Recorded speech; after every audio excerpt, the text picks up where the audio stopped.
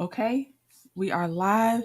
If you do not want to hear my voice at the end of this live stream, the link to the videos will be in the description box. Just you can watch it, no interruptions. But I'm here because my people send me things so I can have my own reaction to it. All right, so the first one we're starting with is what you saw on the thumbnail with this cop turning off his body cam, and apparently he has a history of this. Boobs, I won't say nothing, nobody will know. You're just really all over me. This is police brutality. Who would believe my word over somebody who is authority? Disturbing allegations land a Springfield, Illinois officer at the center of an investigation into police misconduct. The truth isn't what his body cam records, but in what happens when he turns it off. One by one, victims come forward to unmask a predator in uniform, targeting the very people he swore to protect. He's very creepy, and I'm most positive that I'm not the first woman that's had to go through this with him. The following is based on official police records, and the footage has never been seen before until now. In February of 2021, the Illinois State Police, at the request of the Springfield Police Department, launched a criminal investigation into Officer Taylor's staff, a 3-year veteran of the department, over allegations stemming from incidents while on duty. An officer came to a domestic dispute. My kids' dad went to jail.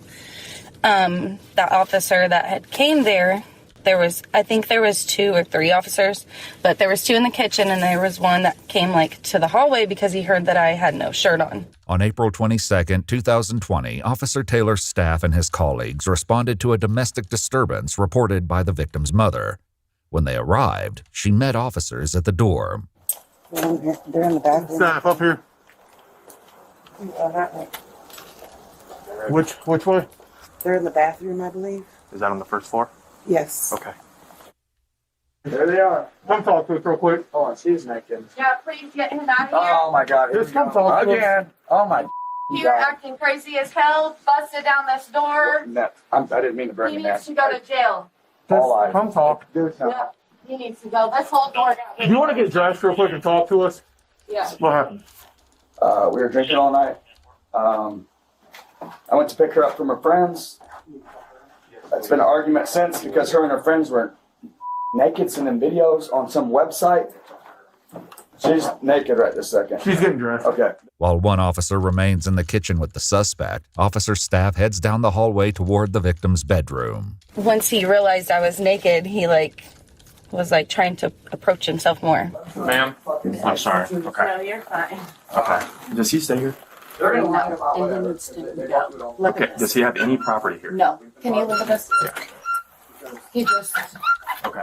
completely disabled it. Told me that I needed to talk to him right now. What did he? You probably don't know. Did he? Right. Did he kick the door in? No. Did someone let him in? The door was unlocked, so he came in. You just walked in. I'll let you get dressed. Sorry. Officer staff leaves her alone to put clothes on and returns to the kitchen where his colleague is still trying to get the full story. Dude, I'm the breadwinner, bro. I take care of my kids. I come here. I bought her a car. I got Mercedes outside's me. I got bank accounts with tens of thousands of dollars in it. I take care of my family, and she's just mad because we're not together. And I don't even know. At this point, I just want to leave, honestly, because my feelings are hurt. Then she calls the cops again after an argument, and now she's gonna false accusate everything. I suppose we kicked the door down and then rebuilt it before you guys got here in 5 minutes. Moments later, the woman emerges clutching a torn t-shirt and steps outside, remaining with officer staff who addresses her with a gentle tone. There's probably marks from the shirt ripping. President, Okay. What's that from? It's from the shirt he ripped off.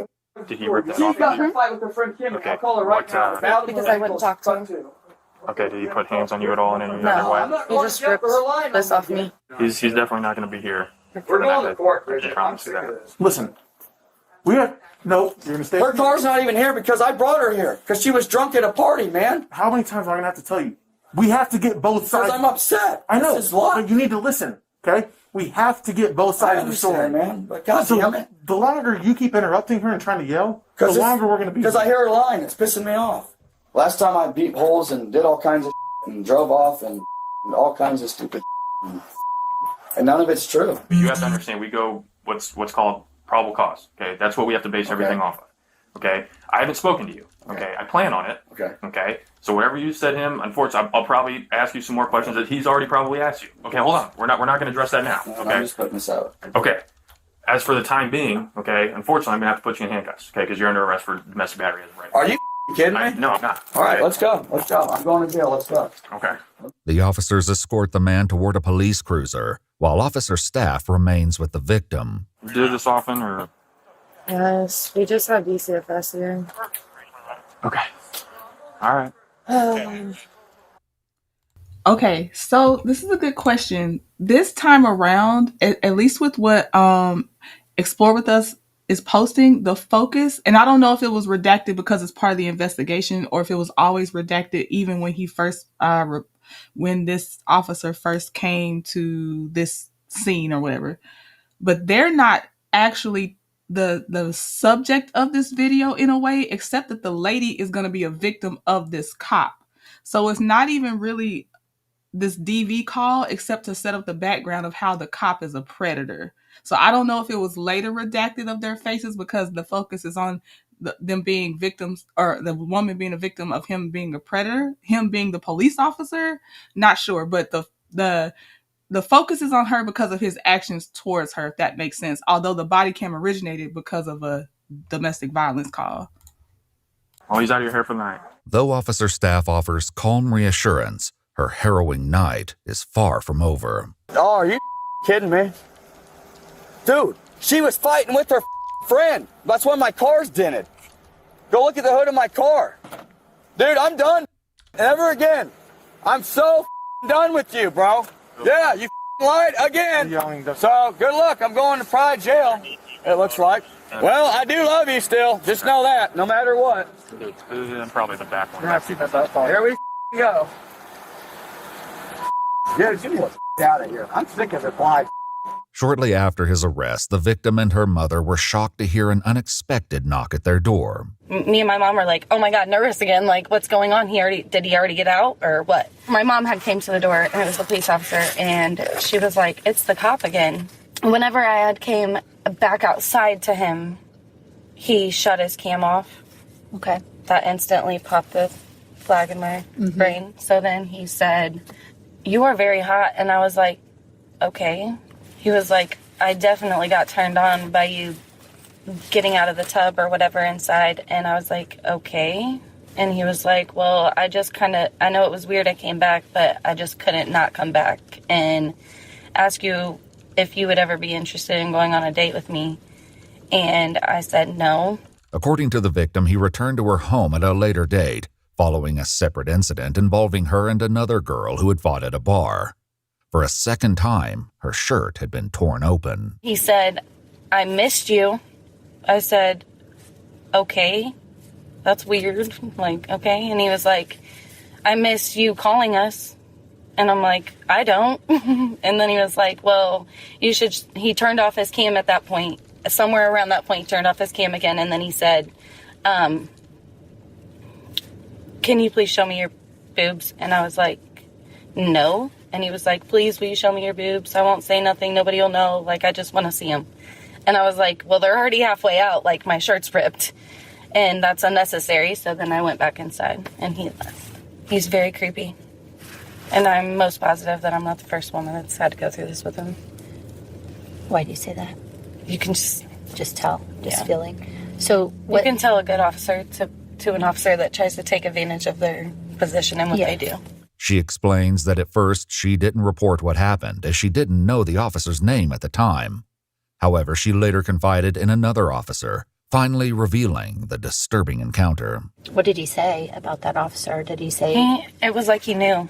Yeah. He knew what kind of an officer he was. Did he pull up a picture of him? Mm-hmm. Or like on Facebook or of something? Him and his girlfriend. Oh. He's like, why didn't you do anything about it? I was like, I mean, I just felt like it's an officer. Like, who's going to believe my word? You know what I mean? I just felt like who would believe my word over somebody who is authority.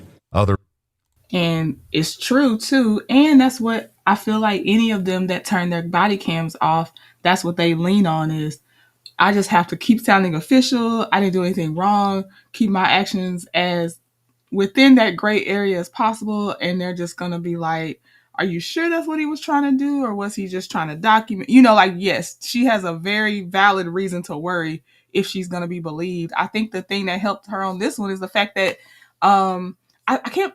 I'm so sorry. I'm focusing on the chat and this, so if I'm missing something obvious, I apologize. But I can't remember if she was the first to come out, and then others came out because she decided to come out and report him because he has a history. But they didn't. A lot of them didn't say anything until they were like, "Oh, somebody else said it," so I can tell them what happened with me. Victims would soon come forward with similar fears as even more egregious incidents began to surface.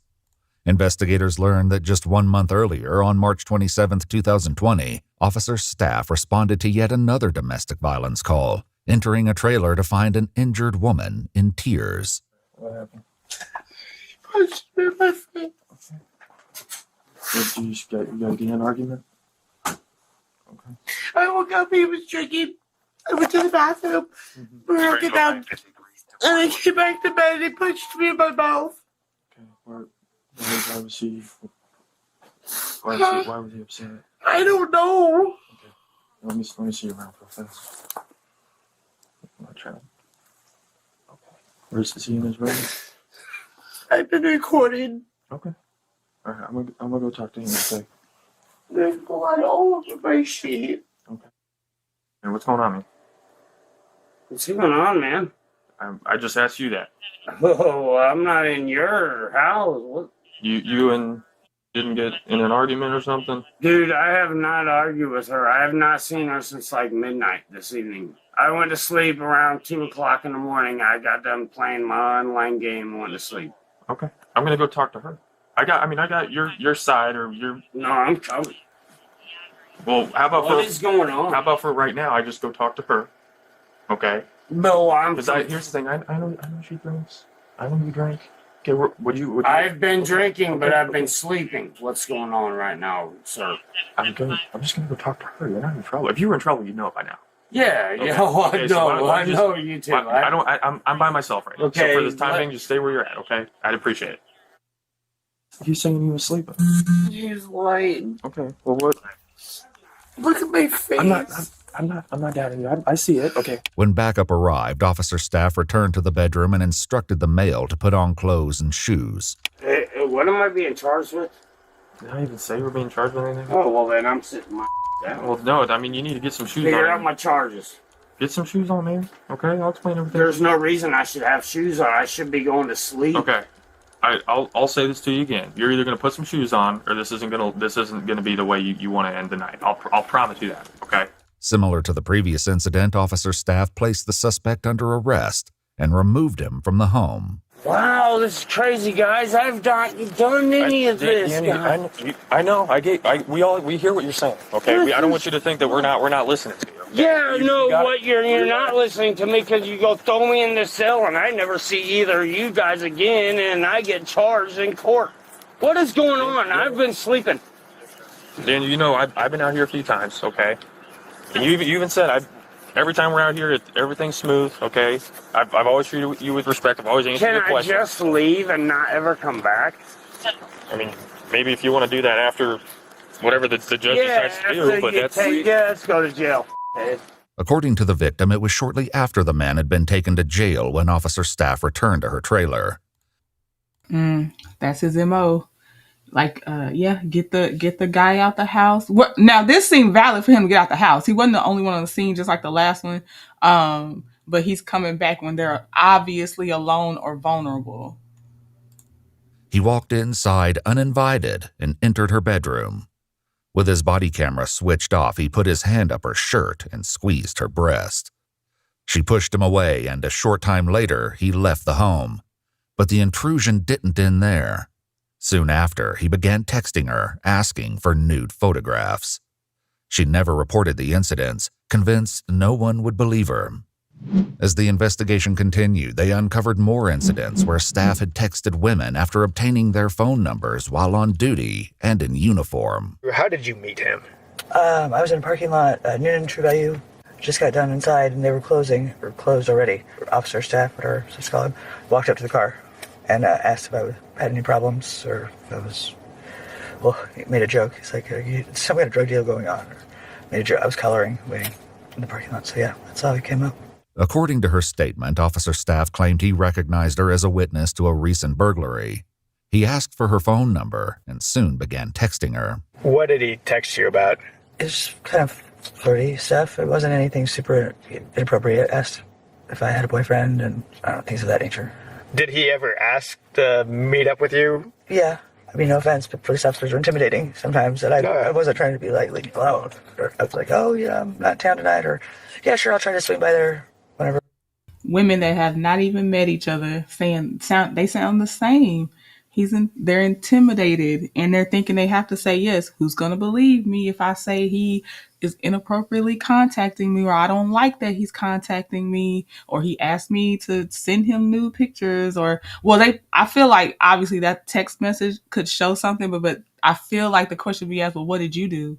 Were you flirting with him? Where he thought y'all could form a relationship? It'll be more questions asked that'll just make it where they're not gonna feel believed. So I am glad whoever started the train did, so the other women could speak up. Did he ever do or say anything else, or anything weird, or anything like when you guys were texting, or that night that he met you? I thought all of it was weird. I mean, police officers don't usually ask you for your phone number. Yeah. What did you think about that? I thought it was just, like I said, it was something that I didn't expect to happen, and I wasn't in any kind of position I didn't think to say no. With each new account, the investigation revealed circumstances that grew even more heinous. In April of 2020, Officer Staff responded to a domestic dispute between a male and female. In this instance, both were arrested at the scene, but according to one officer, the female wasn't processed at the jail. Do you know why she didn't get booked? I think my report, they said like her eye was too bloodshot, so they weren't going to take her. So the jail said they didn't want to take her? Correct. Okay. What happened with her as far as like her charges? She was issued a notice to appear for domestic battery. Well, what happens to her after that you know of? I was getting off my shift, so I believe Officer Staff gave her a ride back to her house.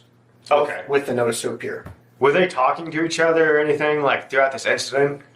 All I remember, she was really intoxicated. I don't know if she was saying a lot of stuff, but I really don't recall what she was saying. I just know she was very intoxicated that night. And do you know, did he make any comments or anything, or did she make any comments before they left?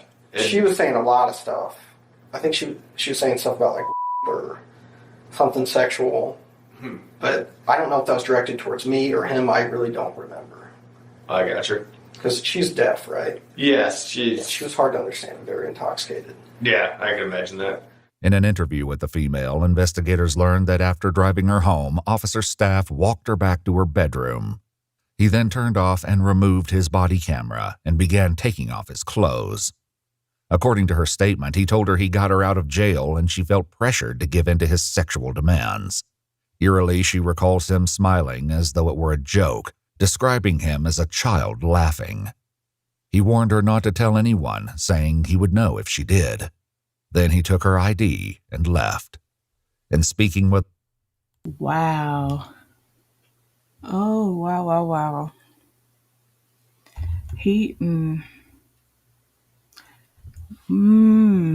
Okay, I'll keep going. I thought I had words. I don't have words.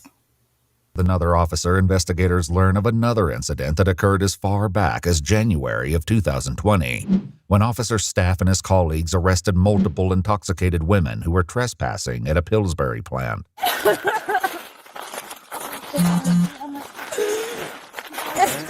alright? No. You need a hand?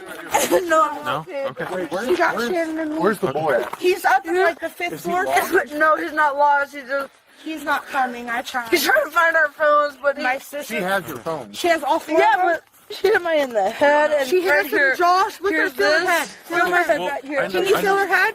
No, I can't. Please, right here. Well, here's the thing. That's not the most important thing right now. That's the most important. It's getting... So his choices so far are victims or alleged victims of DV and people arrested for intoxication to probably question their judgment later or intimidation and things like that. Out of here. Okay. Seriously. This is not... Okay. She took our keys and everything. Okay. She took all of our keys and everything. Okay, we got it. Here, are you? No. It's you I know, but you're drunk. Okay. I am. I see you have no shoes on. Yeah, just took my shoes and everything. Okay. One of the two women, who are romantic partners, appeared to have a bloody nose sustained from an altercation with her sister while they were inside the factory. My sister tried to kill me. I know. I get, and we have officers out with her, so don't think that she just got away. Okay. The bad news is we have to make a little bit of a walk. That's okay. We have to literally walk around the building. Wherever you gotta go. Okay. So one Come person. on. I'll carry you. I got you, dude. Pull that blanket up. I'll carry you. Come on. I'll carry you. Come on. So come on, get over my shoulder. I just want to go home. You may carry you? No. Okay. Stop. Each officer took hold of their suspect and began the long walk back to a waiting ambulance. Along the way, the woman with officer staff asked a personal question. Right? No. No. Nope. Why not? Why would I be? Oh, what are you? Are you? Okay. Why would you what? She asked if, why would I be married? No. While escorting the intoxicated women through one section of the plant, disaster struck. I have no shoes. No cord. You want to be on my back? No. Oh, no! You think I'm kidding? Seriously, stop. Oh, you stepped on a nail. Sit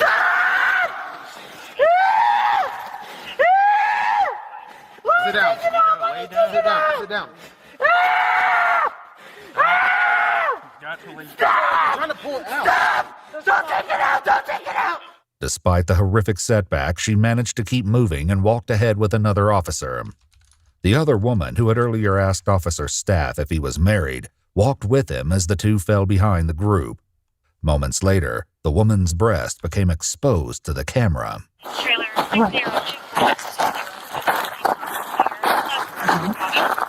According to investigative notes, Officer Staff then extends his right hand in the woman's direction, but what he does is not fully captured. The body camera is then turned off for 6 minutes. So the only thing that showed. Oh my gosh. He just be waiting on the opportunities. Oh, 6 minutes. Y'all know we watch the body cams. The body cams don't go off till they getting back to the station. Even then it's still on. They sit the body cam on the desk to keep it on the person that was arrested. Those body cams do not cut off like that. On these cameras is a little red dot that shows when your camera's recording. Yeah. And I do not recall it being on when we got to the ambulance. In footage from the incident, 2 of the female suspects arrived at the ambulance, while the one who was with Officer Staff was taken to a police cruiser.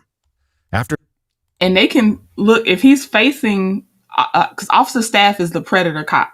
If that guy, the officer that was just being asked, does he recall if the red dot was on, they probably could look at his camera to see when he faced Officer Staff, was the red dot showing too? Because that would be a lot to remember, because they go on a lot of calls, so that would be hard to remember. After she learned she was about to be arrested, she made an accusation against Officer Staff, but the other officers didn't seem to believe her. So not only you, okay, every single person. Okay, are we gonna fight right now? Because you know what? You were just all over me. So stop. Okay. There's gonna be an issue because you were just literally... Here's the deal. There's not gonna be an issue. No, yes. I will get a lawyer. Okay, get one. Get one. I will get a lawyer. Cool. All right, you're under arrest. I will get an arrest because you was all over me. Stop Really? He was pulling just away, me. okay? He wasn't, because I was with him. No, you were Cody, not. put on You the were not there when he was... Oh no, I'm rewinding. Hold on to see what she said. Hold on. See with her being intoxicated, they're not taking her seriously right now. It's not gonna be. And there are, and that's why it makes me mad when I see women casually be like, he's R-ing me, and like the cop is sitting there like, you know what I mean? Like they'll just say that, and they don't mean it, but they're just gonna yell it out, and they're, fully dressed, body cam never skipped, no time passed. You got multiple POVs of the camera on them at all times. They just casually be like, they just, throw that out there. And I think they're thinking she's like that and she's intoxicated. So they're just already dismissing it because the other ones that casually say it to see what's going to fly. No, I will get a lawyer. Okay, get one. Get one. I will get a lawyer. Cool. All right, you're under arrest. I will get an arrest because he was alarming me. Stop Really? He was pulling just away, okay? He wasn't, 'cause I was with him. No, you were Cody, not. put on You the were car. not there when he was. Are you kidding me? Are you kidding me? I got both. You're good. You're just literally all over me. This is police brutality. Really? Yes, really. You're drunk. You can't You stand stole my and everything. This is, he really did. I'm not even kidding. One officer later recalled the victim saying something else to officer staff. What exactly did she say, and how did she say it? That's I don't want to misquote, but it was. Did she say genitals? No, something along the lines of if I showed you my I'd go home, not to jail.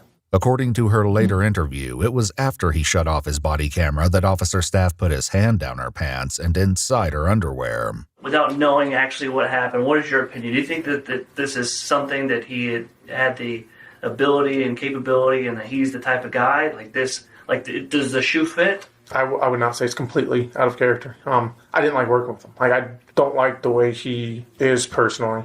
I've never had one of these complaints made against me. And the fact that there's just multiple complaints coming against one person, it just seems to ring a little bit of an alarm. Here recently, there's been a couple more things come out since I've been speaking with these other officers.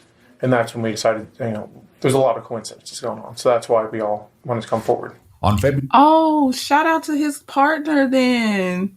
So they're gathering these coincidences. It wasn't that it sounds like they were not pulled into a formal investigation first. It's that they're comparing notes like, dang, his name keep coming up. And they keep kind of talking about some similar stuff. We should probably at least bring it to somebody's attention. Kudos to his coworkers. February 24th, 2021, the Illinois State Police arrested Officer Taylor's staff at his residence and transported him to the Sangamon County Jail, held on a $250,000 bond. Staff pleaded guilty to 5 charges as part of a plea deal, including aggravated criminal sexual abuse, custodial sexual misconduct, criminal sexual abuse, and 2 counts of official misconduct. He was sentenced to 6.5 years in prison, with credit for 998 days already served, followed by 1 year of supervised release. He's also required to register as a lifetime sex offender. As a result of his felony convictions, Taylor's staff is effectively barred from ever serving in law enforcement again. If you'd like to see select new videos, shout out to Explore With Us. I love their channel because they really do. They might pull older stuff, but it's because they're going back and gathering court stuff. They're explaining the body cam. I do love this channel. It's EWU. The link will be in the description box, but I really do like this channel. I love how in-depth they go. I am glad to hear this because a lot of times, as we were talking about yesterday, there's not going to be prison time. Definitely registered as a lifetime sex offender is great, but it's rare. That other cop that made that woman give him oral, remember, he was just like on administrative leave at first, and then he was reinstated, not at a different police precinct or nothing. Because that's another thing we were talking about. J28T was like, they'll get fired here, but they get hired somewhere else. But he can't work as a cop anymore. So I am happy to hear this. Wow. Every now and again, something right comes from a lot. But it was a lot of pain. Those women still got to live with that. Hopefully they can get therapy, and hopefully this helps a little bit that they were actually believed. And shout out to his coworkers for bringing it forward. Okay. Now this one, I have not watched this, but y'all sent it to me. OnlyFans prison guard caught filming STX with inmate gets locked up. Okay. Only thing I don't know is if this was already her boyfriend. And the only reason I say that is because that's about the only thing I can think of for her not to be called technically a predator. Not technically. She would be a predator. If you're a corrections officer and you are having intercourse with an inmate, you have the position of power. You're automatically a predator. That's why you automatically are you should be usually fired, and you can be arrested because that is a power dynamic that cannot exist. So we'll see though. I have not watched this. And I also have the follow-up thanks to y'all. So we'll watch both this and then the follow-up to this. You engaged in sexual activity with a prisoner. That compromised your role as a prison officer and was misconduct, which undermined discipline within the prison and put fellow officers at increased risk. The British prison guard who was caught having sex with an inmate in London's notorious Wandsworth's prison has officially been sentenced for her actions. We're going to break down some new details of this case.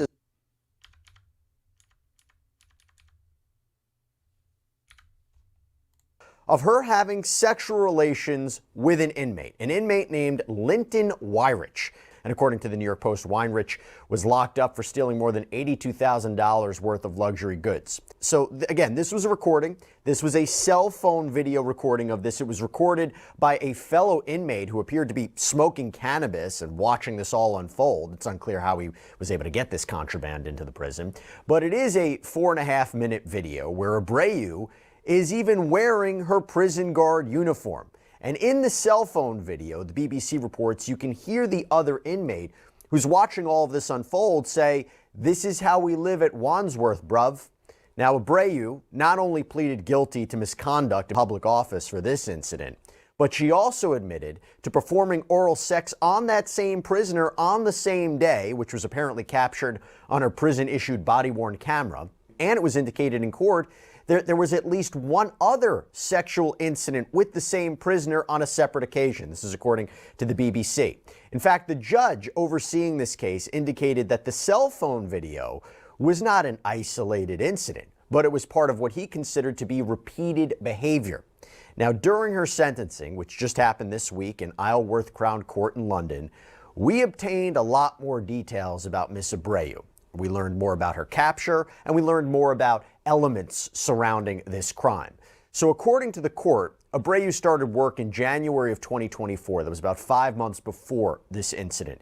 She had completed basic training in April, and that training included avoiding circumstances where she could be compromised by inmates. It's a very big component of the job.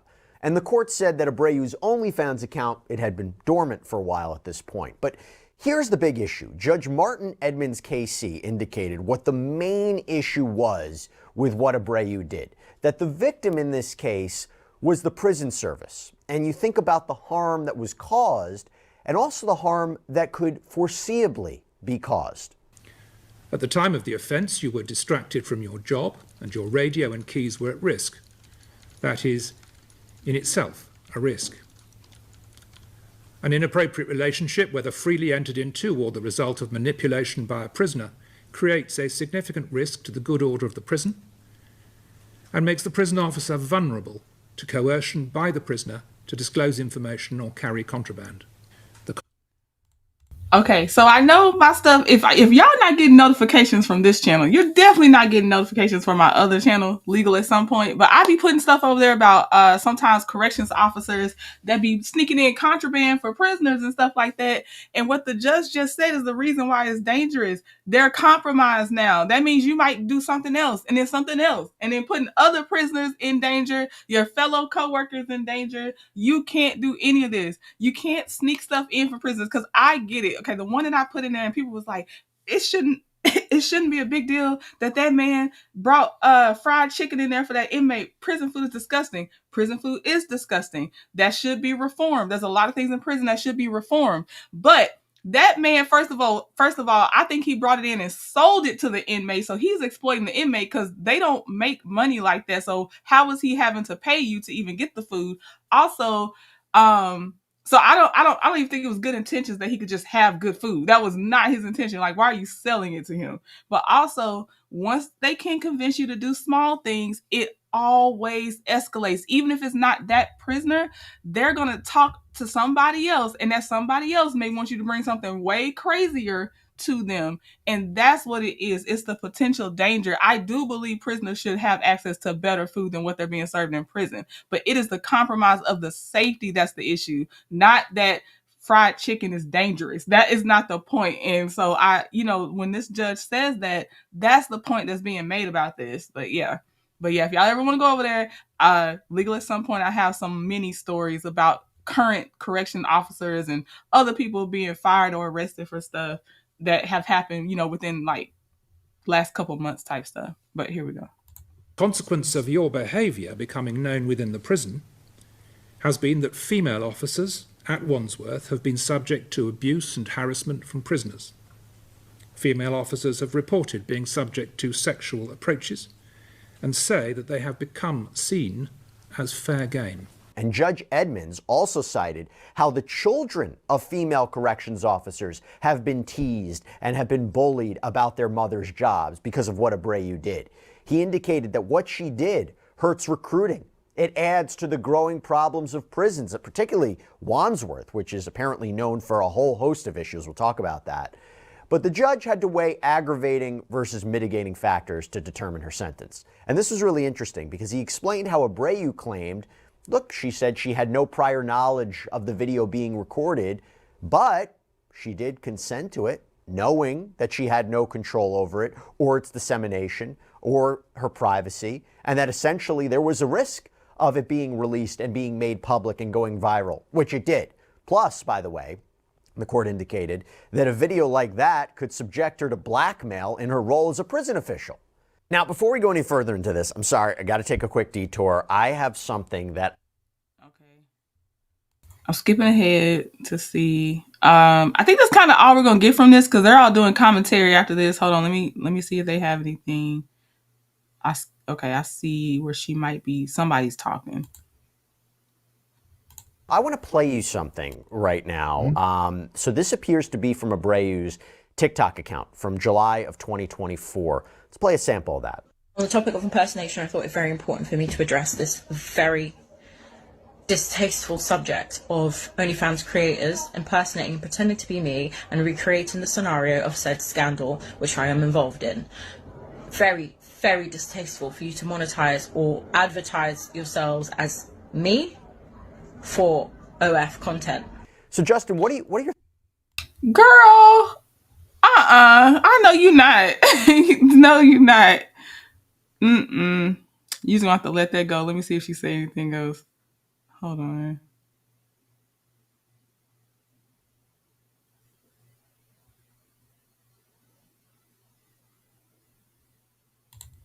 Little bit more of this video. Again, this is before her sentence and anything like this. So let me play you a quick clip of this. And lastly, I wanted to tell you all that you do not know my side of the story. The media has a great way of getting a narrative and twisting it for its own benefit. Here's the thing. I don't know what your media over there is twisting it to be, but is it you in the video? If it is, we have nothing else to talk about. If it's not you in the video, then you have a defense. Other than that, nobody wants to hear it. All right. We're going to the follow-up video now. All right, here we go. An inmate who made headlines around the globe for having sex with a guard has been attacked in prison. I'll tell you what we know about the attack on Linton Wyrick and how his young daughter was also hurt.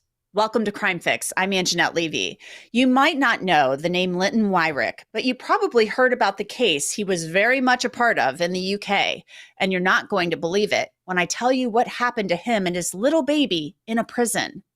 Wyrick made headlines after he had sex with a prison guard at the notorious HMP Wandsworth Prison in southwest London. Another inmate was recording as Wyrick had sex with Linda D'Souza Abreu.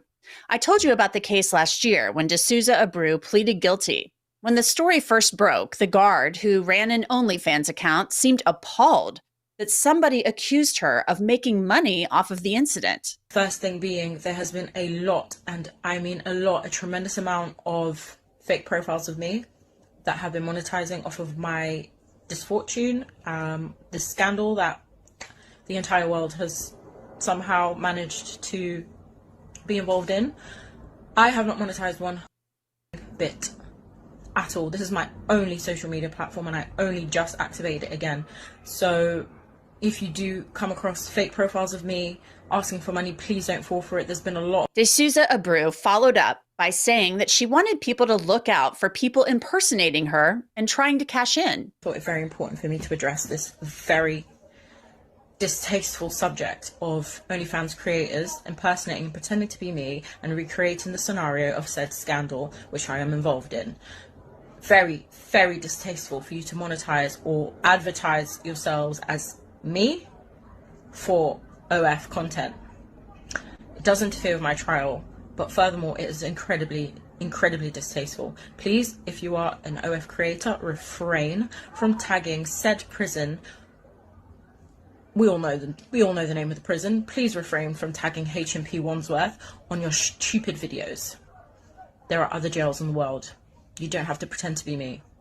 It's very distasteful. They're going to follow the algorithm. They're going to recreate a famous, infamous scene from what the algorithm will help them reach. If they're trying to make money, they're not going to do one from a prison that hasn't made headlines for that particular thing. And don't let them look a little bit like you.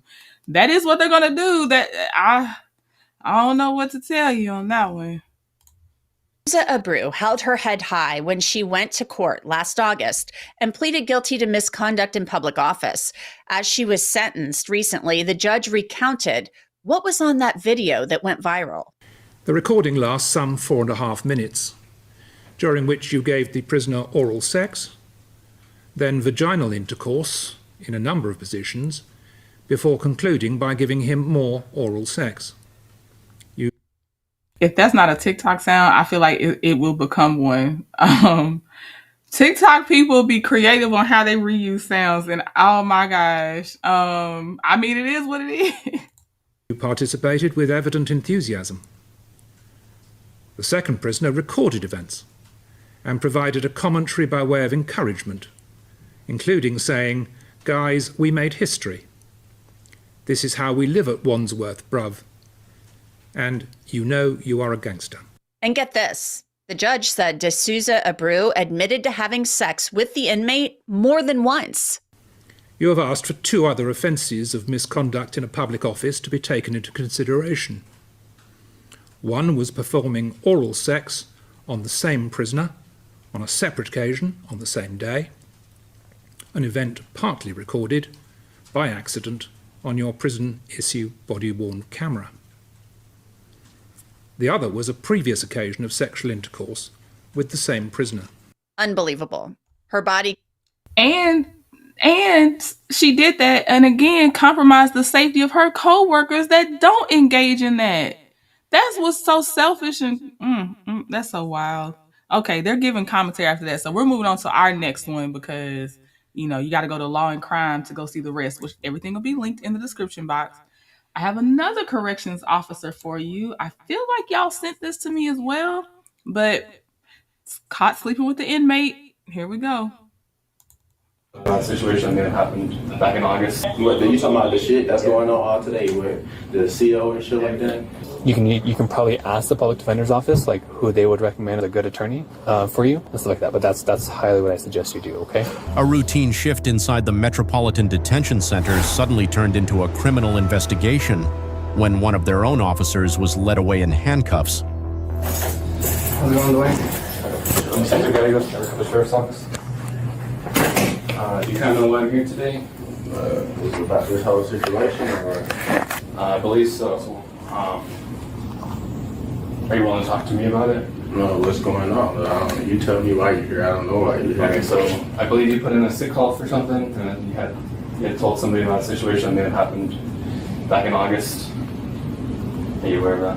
What, you talking about the shit that's going on all today with the CO and shit like that? Yeah. Okay, yeah, fucking. Well, hopefully this is the last time that you kind of get brought out and everything to talk to. I know you've told it to probably a million different people today, but I work for the special victims unit in the sheriff's office, so we deal with like sex crimes, crimes against kids, all that stuff. So I'll just kind of leave it open, and then if I have questions and stuff, then I'll ask you, but just kind of, so it is about the whole situation with the CO and everything, just so kind of tell me everything about that, like what's been going on, what's... Just basically, we've been at it for like 2-3 months now. And I've been goddamn, I don't know, shit, just regular shit. Just regular shit. It was actually me being in jail, trying to earn $1, honestly, in her head, basically, but then it just like led to this, that, and the third, and boom, that happened, and boom, I got burned. I had tested for fucking chlamydia. So the way she got caught is she gave that man possibly gave enough to where he didn't feel he had nothing until after being with her. He got a STD. And so when he reported to the clinic, some feeling wrong, this ain't right. That, who you been sleeping with? This corrections officer. Make sure I understand what you're saying. Was there any money exchange? You said make $1. You say, was there any money exchange for this? Like, no, it was like to do it, but like, okay. It was like, so like spitting game. It was leading up to all of that, you know what I mean? Okay. So you said about 2 to 3 months and everything, and like you were just kind of being like flirty with her and stuff, and like trying to get, okay. When do you think the first time was that you guys messed around? Probably like July. Stayed for a couple months, but we only like had sexual correspondence. That was the one time or two. Okay. So what were the other times? Just like we would hit and like oral shit like that. Okay. I don't have any more questions for you. I appreciate you talking to me. Sorry it's caused so much trouble for you. No, that's all good.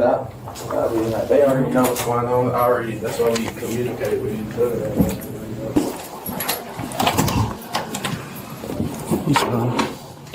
So you said you still have your phone here, right? It's in my car. In your car?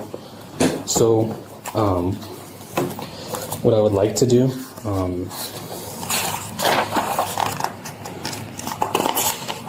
is I would like to take your phone and execute a search warrant on it to get those texts and everything. I know you said you would show me and everything, but just to kind of like lock it down and be like, this is the way that we have to do things like administratively to use that as like evidence against anybody, like Dwayne or the baby mama and stuff like that. Would I leave my phone completely, or would I get it back later? I'm gonna be honest with you, most likely you wouldn't get it back for a while.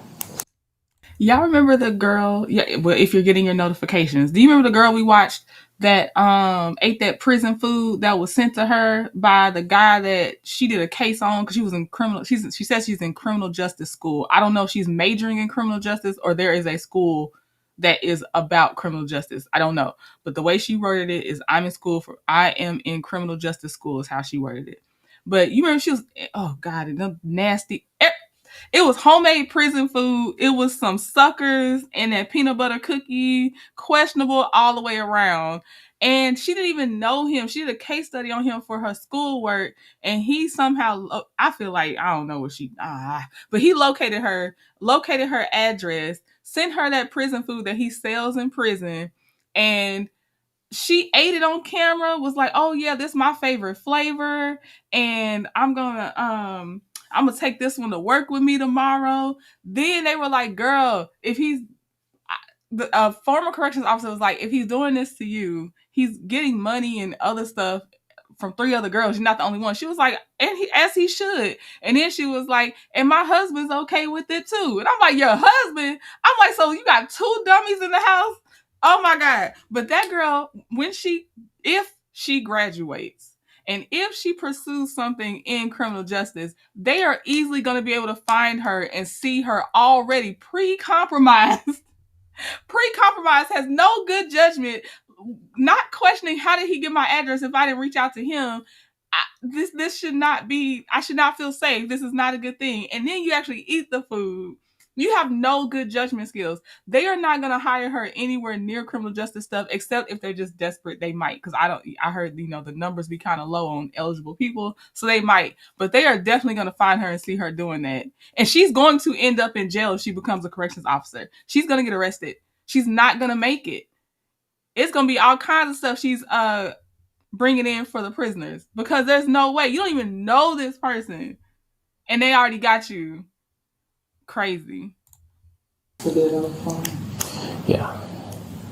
Am I able to write down my phone number that I need? Yeah, we can do that.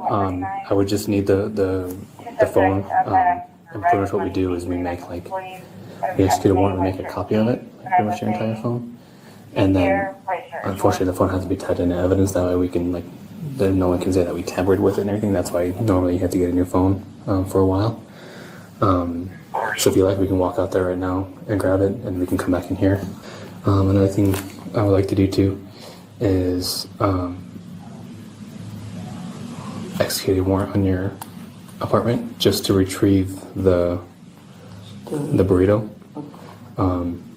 So all that would require is that we just show up. We just ask that is your sister going to be home? Sometimes, like right now, or we don't. Or what time would she be home? Does she have to be home? She doesn't have to be home. We just want to know if someone's going to be there or not. She goes to work at 6. Sometimes she leaves at 3 or 4. PM? PM. Okay. Do you have a phone number for her? It's in my phone. It's in your phone? Okay, we'll grab that then. Okay. Yeah, do you want to grab that? We'll go and grab it and come back.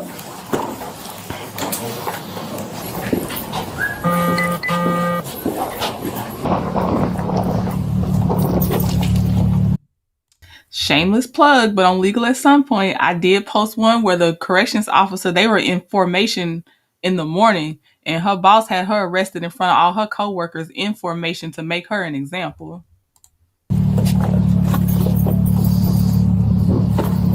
Game and stuff though, and Yes. let me get in there. Yeah, so, okay, let's just go inside, okay? You mind if I hold on to it for a second?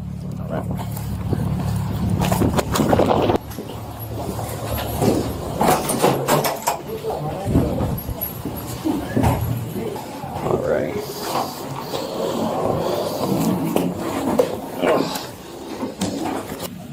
Are you originally from here? No, from Georgia. Georgia? What brought you out here? Family and financially I wasn't stable out there.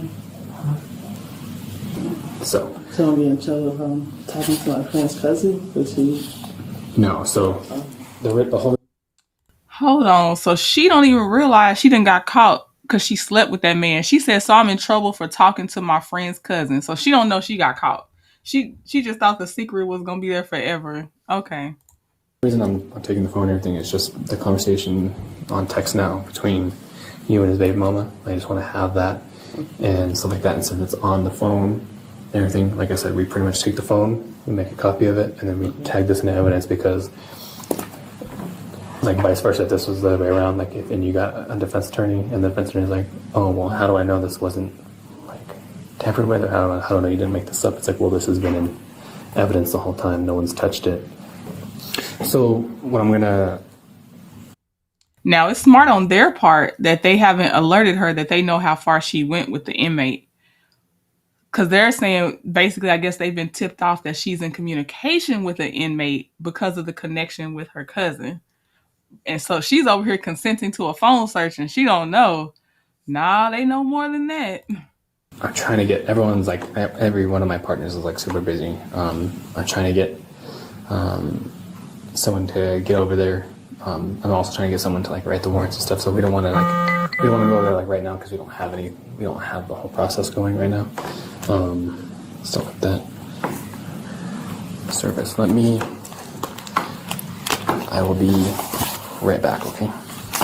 Let me see if I can get some space here.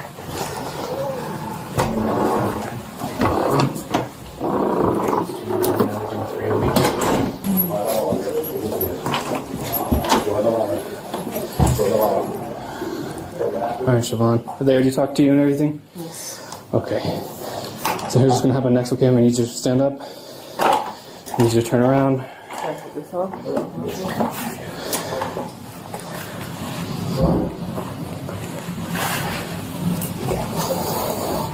What's more comfortable for you? You don't know? Okay. Sorry, I don't want to.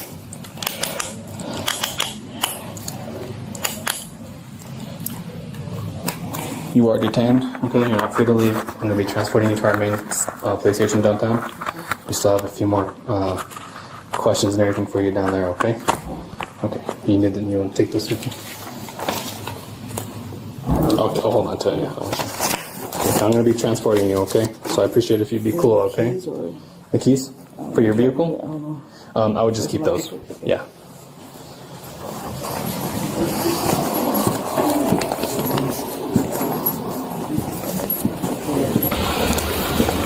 Alright, right here. I'll put you in the front, okay? I gotta seatbelt you in, okay? Is that comfy? Not really, but it's Not really? Okay, I'll be quick, okay? So go ahead and turn your head that way for me.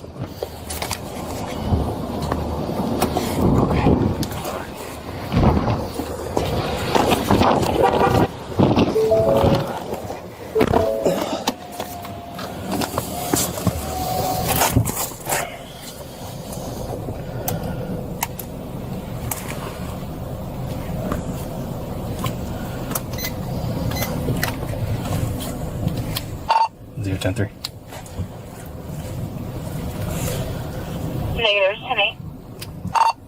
187, so I'll have a female 16 from NDC to the main, starting at 00. 108. Alright. Step on out.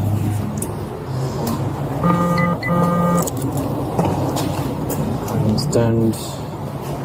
Negative 25 for that. Alright, Siobhan, we're gonna go to these big old doors right here. 10-4.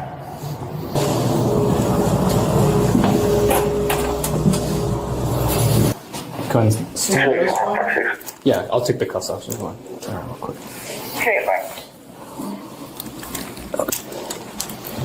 Alright, do you need anything for the moment? No? If you need the bathroom or water, just knock, okay? Okay. Be right with you, okay? Alright, Siobhan. No, it's been a long day, but we're gonna get on the road, okay? Do you need anything? Okay. I'm gonna put one pair on for now, but we have another pair downstairs that we'll put on you for the ride up there, okay? I know you weren't comfortable. So nothing else in your pockets or anything? No. No, sir. Okay.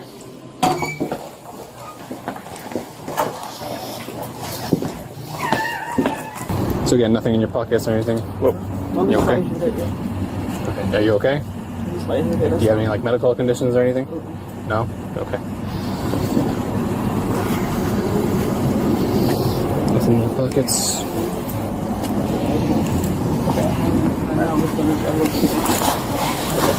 I just want to get that. It's the same thing we do for everything. I'll explain something to you, okay? I'm going to search the front of your waistband with the back of my hand, you understand? Face you or face? Just face the car, okay? So again, I'm going to check your waistband with the back of my hand, okay? You understand that? Okay. Okay. Now, again, I'm going to check your bra line using the back of my hand, okay? You understand that? Okay. And go on this side, okay? And lift up your hands as high as you can for me. I'm going to check your waistline, okay? Okay. Do I have a seat for me? Okay. Yeah, just have a seat real quick. Underneath it? Yeah, just go on, yeah, just slide right in. Yep. And then this goes over your shoulder. Go ahead.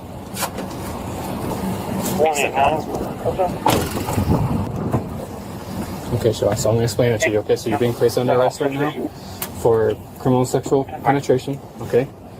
Attempt. So I'm just going to explain the charges and then I'll talk to you, okay? So I'm trying to figure out what is she saying. She is mumbling so much. I'm going back to see what question she just asked this police officer. But I know, I need to know. She's mumbling, but I want to know what she asked because now she knows for sure it's about the penetration and the sexual contact with that inmate. I want to know what did she say, but she's mumbling. okay, sure. So I'm going to explain it to you, okay? So you're being placed under arrest right now for criminal sexual penetration, okay? Attempt. So Oh, now she's saying even though he R-worded her, that's what she's going with. I'm just going to explain the charges and then I'll talk to you, okay? So criminal sexual penetration, okay? Attempt to commit a felony, and a felony is attempting to bring in contraband into an imprisonment, like a prison facility. So let me explain, okay? So I understand what you're saying is that none of this was like consensual on your part, that, you know, you were scared and that he was going to report you and everything else like that, okay? So I understand that aspect, but again, like, and I'm sure it was explained to you in the academy because I went through the CO academy, okay? You're the CO, they're an inmate, okay? Nothing in there is consensual, nothing in there.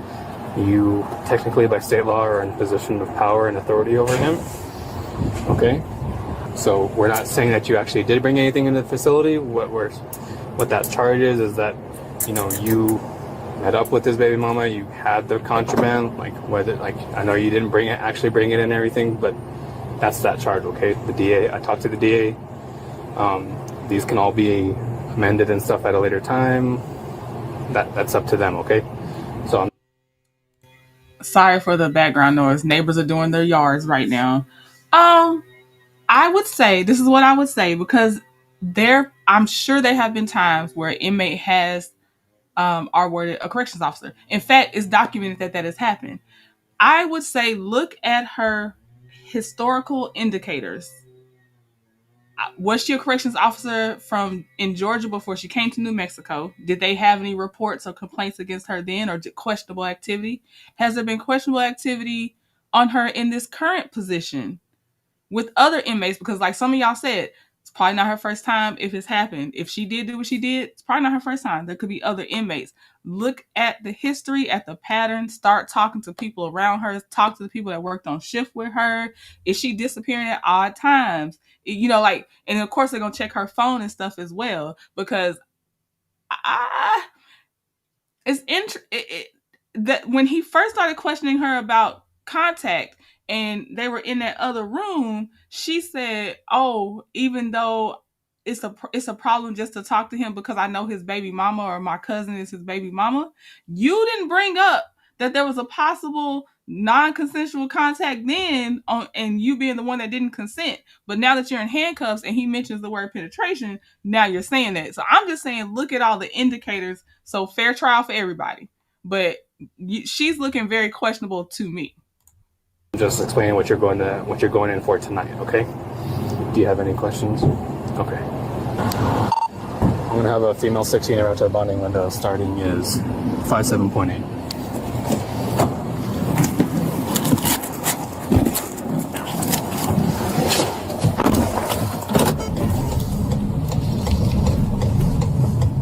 After that, officers searched her apartment as part of protocol, and what they uncovered next was truly shocking. Sheriff's office! Oh. This is a small dog. Sheriff's office! Sheriff's office! That's a pit. It's a pit? Yeah. But, like, what, like, are we a friendly pit or not? You want to make that decision. Hi, Puppy. Sheriff's office! Department! Anyone inside, make yourselves known!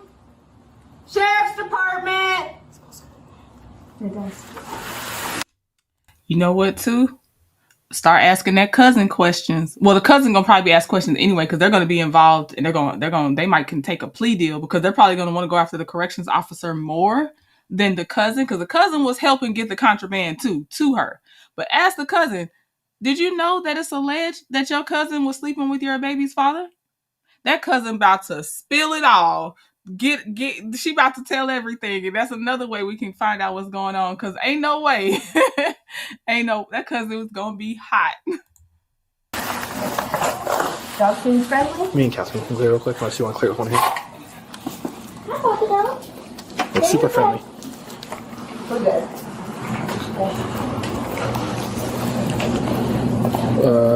Bathroom there. Bedroom here. Let's go ahead and, if you want to take the bathroom, I'll just take the bedroom. Okay. They both look small, right? Yeah. Keep closet, we're clear. Do you mind taking pictures? I'll just take the evidence. Yeah. Still stay in the fridge. I don't see a leashing collar in the room at all. All I see are lanyards. Did she say if there were any more? Any other drugs in the house? Nope, just these. She picked him up last night from the other guy's baby mama. The inmate's baby mama. Is there music playing in here? Yeah. I came in very specifically, looked at one thing that I knew where the evidence was at, and took it. Here, just finish your photos? Yeah. I'm gonna step out real quick so I can put this in evidence back. Yeah. Alright, so right now You're just being charged with, okay? Doesn't mean you're convicted. Convicted is when you're talking about like being registered as a sex offender or something like that. So that has not happened yet. Once you get released, I cannot give you legal advice, but I do highly advise you to find an attorney. Would they give me the information to find one? To find an attorney? Yeah. So usually you'll right away you'll be issued a public defender. That's who will represent you, like how you said you do arraignments and stuff. Mm-hmm. So first arraignment, first appearance will usually be a public defender. But after you get released, it's kind of up to you to find research and find your own you can probably ask the public defender's office who they would recommend as a good attorney for you and stuff like that. But that's highly what I suggest you do. Okay. Okay. Thank you. Mm-hmm. All right. Siobhan now faces charges of second-degree inmate, attempt to commit a felony, bringing contraband into a prison, and misconduct by a public officer. Yeah, I don't know what was the evidence they found, because he said the evidence was shocking. Well, what did y'all find? You didn't elaborate, sir. Lord, so we just stuck here, but they found something enough to where he said that, but I don't know if he forgot to add the detail of what they actually found. And I was asking Nikki baby, because they were a former CO. Wait, you didn't say former, but you said you've been one for 18 years, so you might still be one. But I was like, what is the common reason that they're sleeping with inmates? And Nikki baby said lack of funds, insecurity, and easily being manipulated. Okay, that makes sense. Okay. Thank you, Ashley, and thank you, Nikki baby, because I'm just like, what is going? These people, and again, compromising your coworkers' safety. Okay, that's crazy. She didn't have to register because that other cop definitely did. Contraband in the burrito. Okay. That was going to be I know he wasn't going to eat it, but that was going to be a nasty burrito. It's been sitting there for a while. Okay. All right. I'm going to do, here's another one. Then we'll see if we have one more after this one, but I for sure had this one in the permanent lineup. This one says, what happens when a police officer uses his badge to commit crimes and gets caught? So let's listen. Let's watch on this one. As citizens, we place our trust in law enforcement officers to protect and serve with integrity, upholding the law to its fullest extent. Body cameras were introduced to ensure transparency during the encounter. Now let's get into the interview where criminal detectives sat down with Officer King seeking answers about what really happened that day. All right. We're here.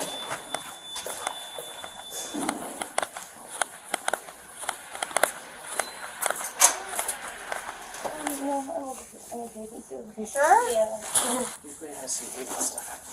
What? Yeah. Okay.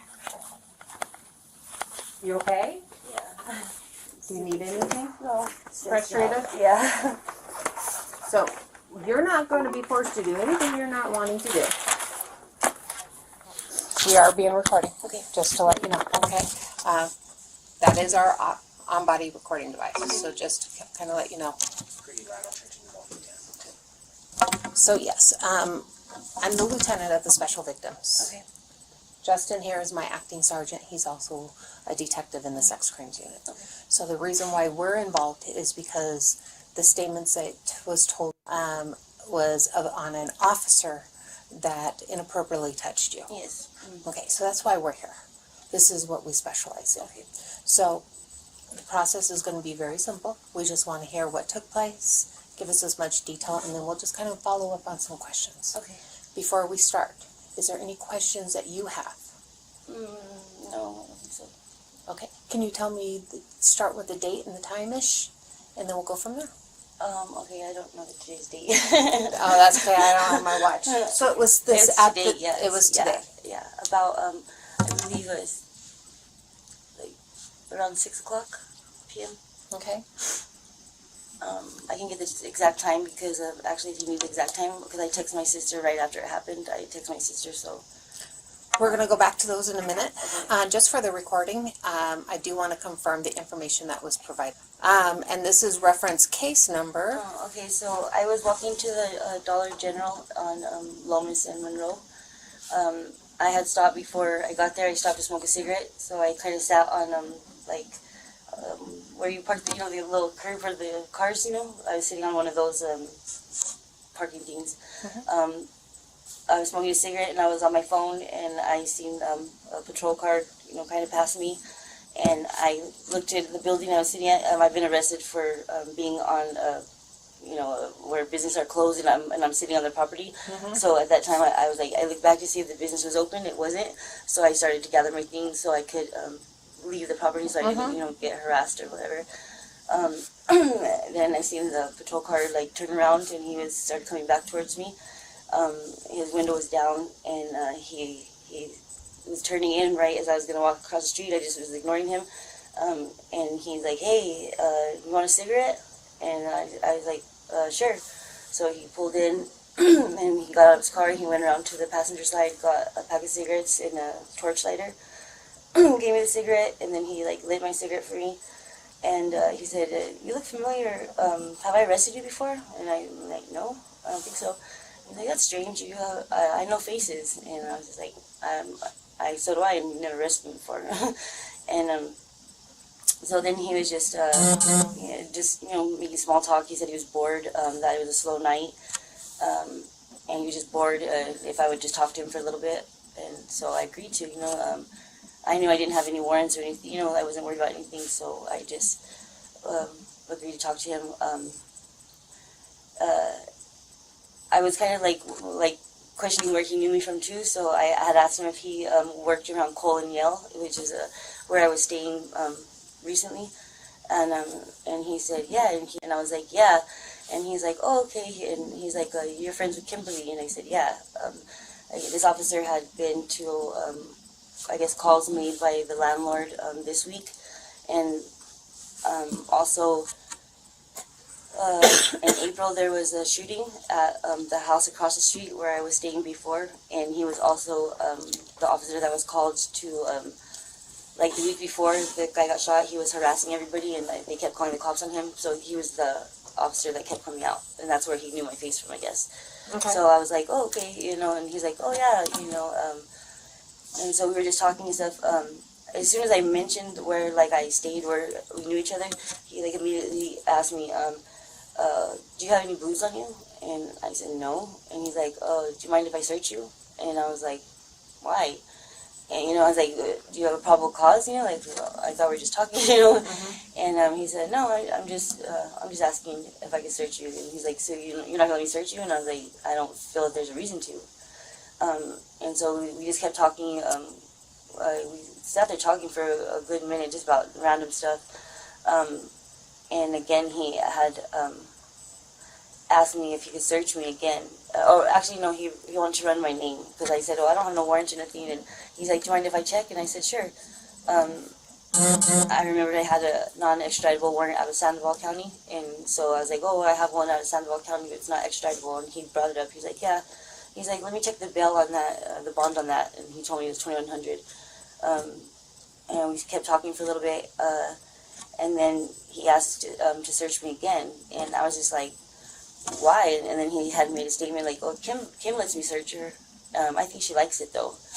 And I was like, "I really doubt she lets you search her, and he's like, "She does, ask her." And I just shrugged it off. Then he said, "Look, I'm not going to look in your purse or anything. I'm just going to search your body." And he said, "I'll put your purse." He's like, "My lapel cam's off. So I'm going to put your purse on my hood of the car," which I gave him my purse. He put it on the car. And he asked me to put my hands on, his police car. And I did. And he's like, "You spread your legs." I spread my legs. Okay, before we continue, I just want to say that over the years, they have added another response to when your body feels like it's in danger or your mind perceives it's in danger. And, you have fight or flight. Then they added freeze. And then they added fawn, which I think it was FAWN, I think. But your body's survival, sometimes you you don't leave, and you end up complying with everything to survive. So it may not make sense to actually follow these instructions, but she might be in that fawning state of survival because it's more than just fight or flight anymore. I mean, it always existed, but you know how sometimes they'll redo stuff and they have more categories to give the same thing because they can identify other behaviors they may not have looked at to be separate before. So for me, I feel like she was in a freeze and a fawning type state out of fight or flight and stuff like that. But that's my opinion. But because outside looking in, a lot of times it's like there's no way I'd even have been there. I'd be like, nope, I don't want a cigarette. We wouldn't even be, you know what I mean? But like you don't. Everybody reacts differently and you don't know. And I think she has a criminal history. And like she said, she didn't recognize him, but I guess he recognized her with some other people that she had been hanging around and stuff like that. But yeah, it's so many factors to take into account on how someone gets in certain situations. He began the search. Immediately I felt uncomfortable. He was like, like when he would search, like he was just going way too high on my leg, under my butt, my pride, like when he would go in between my legs, he was touching my vagina. He pulled my pants out and went on ran his 2 fingers on the inside of my underwear, like on the top of my panties. I've been searched a lot. I've never been searched like that at all, ever. And then he proceeded to tell me he's going to search my my bra, which to my understanding, they're supposed to use the back of their hand and just go under. He did that a little, and then he was like leaning over, and he pulled my my bra out, so my boob was exposed. And I immediately took my hands off the car and like put my my hands on my chest, and I was like, officer, I don't think you're supposed to be doing that. And he said, please put your hands on the back of the car, and so I did, and so he went to the other breast, and did the same thing. I had my money in there, and I did have a baggie on me that had like meth, but just like a few sprinkles, it was just like an empty bag. And he's like, oh, you have a baggie, and I said, well, it's empty. He said, well, it's enough to field test. I'm not going to arrest you though. Just make me a promise. If I'm not going to arrest you, my lapel cam's off. If it was on, I would have to arrest you. I said, for that, there's nothing there, And he's like, yeah. He's like, but just whenever you see me out, he's like, just be as nice to me then as you are to me now. Just a creepo weirdo. She wasn't even actually stopped. She was walking, and he said, hey, come here. Do you want a cigarette? She wasn't necessarily stopped. He just got, made small talk to get her in his vicinity is the best way I'm understanding it. I don't know what that, I guess me searching, letting him feel me. I don't know what he meant by that. Okay, and I'm only doing this because I see this too when we watch the other body cams and stuff. I don't want to say problem, because if someone's just a regular human being, they're not trying to fill up somebody, because women can be predators too. But it is mathematically not feasible to always have a 1-for-1 female officer search a female suspect. He had no reason to search her in this situation. He had no reason to touch her, but it is just not possible. Just if you look at how many women are in the force versus the men versus how many stops or arrests police have to make or searches they have to do, it's just not mathematically feasible. There are some places that require a woman to be there, but that's almost to me like a luxury that they are able to even require that, because just real life is just not, the math isn't there to be able to honestly do that. From what I've seen, it just does not seem practical. Thinking that's what he meant. So then after he searched, I didn't let him know anything that I was bothered or anything. I just said, okay, well, I'm gonna go to the store and I gotta get my cat's food, and he said, okay, and he said, remember, you have to be nice to me next time, every time you see me, you gotta be nice to me. And I said, okay. I went to the Dollar General, got my stuff, and then I walked home. My boyfriend then was like, I guess he had drove by and he had witnessed the cop searching me, because he was like, what's up with that cop? And he's like, why is he searching you? And I just like kind of looked at him like, what? You know, like, how do you know? You know, and then I went back out and I said, I started to tell him what happened, and he said, I know, dude. He said, I drove by twice. He said, I drove by and I told, he was with his friend Richie, he said, I told Richie, hey, that officer's not supposed to be touching her like that. Like, he could see that, you know, he was doing wrong, you know. So then he immediately, I don't really want to pursue anything because I don't want any trouble out of this. I feel like, I don't want, if nothing happens to him, like, I don't want him to come after me, like, I feel like he would, you know, and he knows the area that I stay in, you know, so, like, I just didn't want any trouble. Jessica, I can't look past this, like, I have to call it in. And he's like, do you trust me? And I was like, yes. And he said, okay. And he's like, we're going to protect you. And I was like, okay. Were you wearing the same clothes that you have on now? No, I was going to say that also. I was in a sports bra, black sports bra, and then just regular jeans. So, you know, I was, you know, more provocative. You know, it was only right here. And then, of course, you know, I guess that's why he, so he was more able to, like, you know, because of this, I can't pull it down, or, you know, he was able to just, you know, like, pull my shirt open. But, yeah. What color sports bra? Black.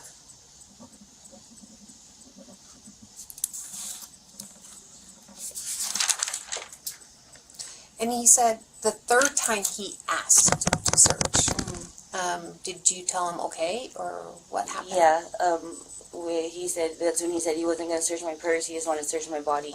And at that time I felt like, okay, I wasn't worried about anything, you know. I honestly forgot that baggie was even in there.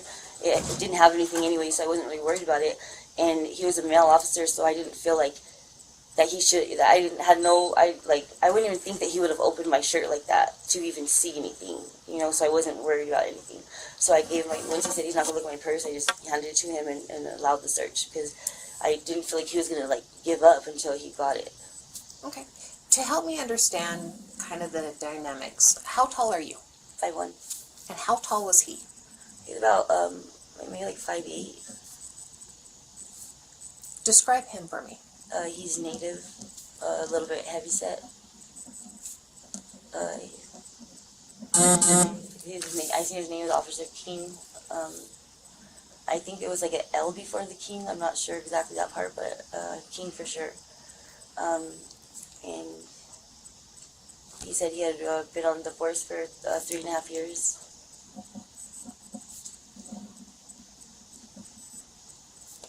Walk me through the search. So you're leaning up against the vehicle. Kind of walk me through where his hands are and where they're at. Okay, he started, he asked me to spread my, he said put your hands on the car, I automatically, like, had spread my legs and put my hands on the car. Then he asked me to spread my legs more, and so I did. And then he ran them up and down my legs. When he got to, like, my butt, he went underneath it.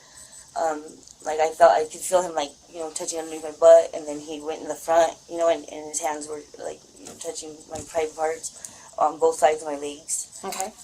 Then he proceeded to, I think my bra neck, my boobs next, and, you know, the back, and then he went to my boobs. That's when he exposed my boob. I mean, when I looked down, like, I could see my boob, like, you know, and he could too, because he was, like, right here, you know, and that's when I was, like, and then afterwards, then he asked me to, like, lift my hair, you know, so I lifted my hair, and he said, okay, and then it was over. Well, that's when he went to this boob, or before the hair, he went to this boob, and then discovered the baggie, and then, I think he wanted me to, like, think he was doing me a favor, you know, by not arresting me, but I knew what he was doing was not right. He seen me as, you know, an addict. He knew, you know, as soon as he knew where I had been staying previously, he was automatically like, do you have blues on you? And he knew that I was an addict because the house that I stayed in, you know, and I feel like he just, you know, singled me out and knew that he could do whatever he wanted. And Yep, that, and he probably has other victims that were former addicts, currently are addicts. Yeah, I believe it, because the defense is gonna be, I don't even know if she was in her right mind, and of course not. I asked her normal questions, but she probably can't remember, or she seemed a little out of it, and all those things, or just also, you're not gonna say anything because of your history, you know, all that stuff. So I believe it, and Usually they're not the first ones. Either nobody's gonna believe me, or I wasn't gonna say nothing.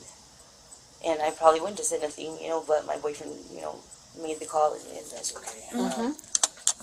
How long do you think the interaction was? About 45 minutes. It was a long, yeah, it was, he said he was bored, it was a slow night, and so. 45 minutes is a long time. He just, he had actually had a call to the, he told me to the Dollar General, and that's why he was there, because I did actually see him go into that parking lot first, and I guess that somebody had ran out with some stuff, and they didn't want to pursue it, you know, so he just made contact with them, and then left right away. I'm so sorry. No, I don't want to leave this out. Okay, so at one point during our conversation, I don't know what brought it to this, but he started making a comment about him not being able to have a relationship with people that he's detained or arrested. But he said, you know, and I said, well, how would they, you know, I'm just like making conversation, like, how would they even know? I mean, do they scan all your girlfriends or what? Like, how would they know? And he said, well, look, I don't want to, you know, I don't know how to say this without sounding whatever. He said, if we were just, if me and you were just fucking, you know, they wouldn't even know, you know, but if you were my girlfriend, yeah, they might look at you and, you know, stereotype you, and then they would look into it, you know. That's what he said. But if we were just fucking, nobody would know. Did he go on and make any other statements similar to that? Yeah, she's not the first. No, not really. That was just all he said about that.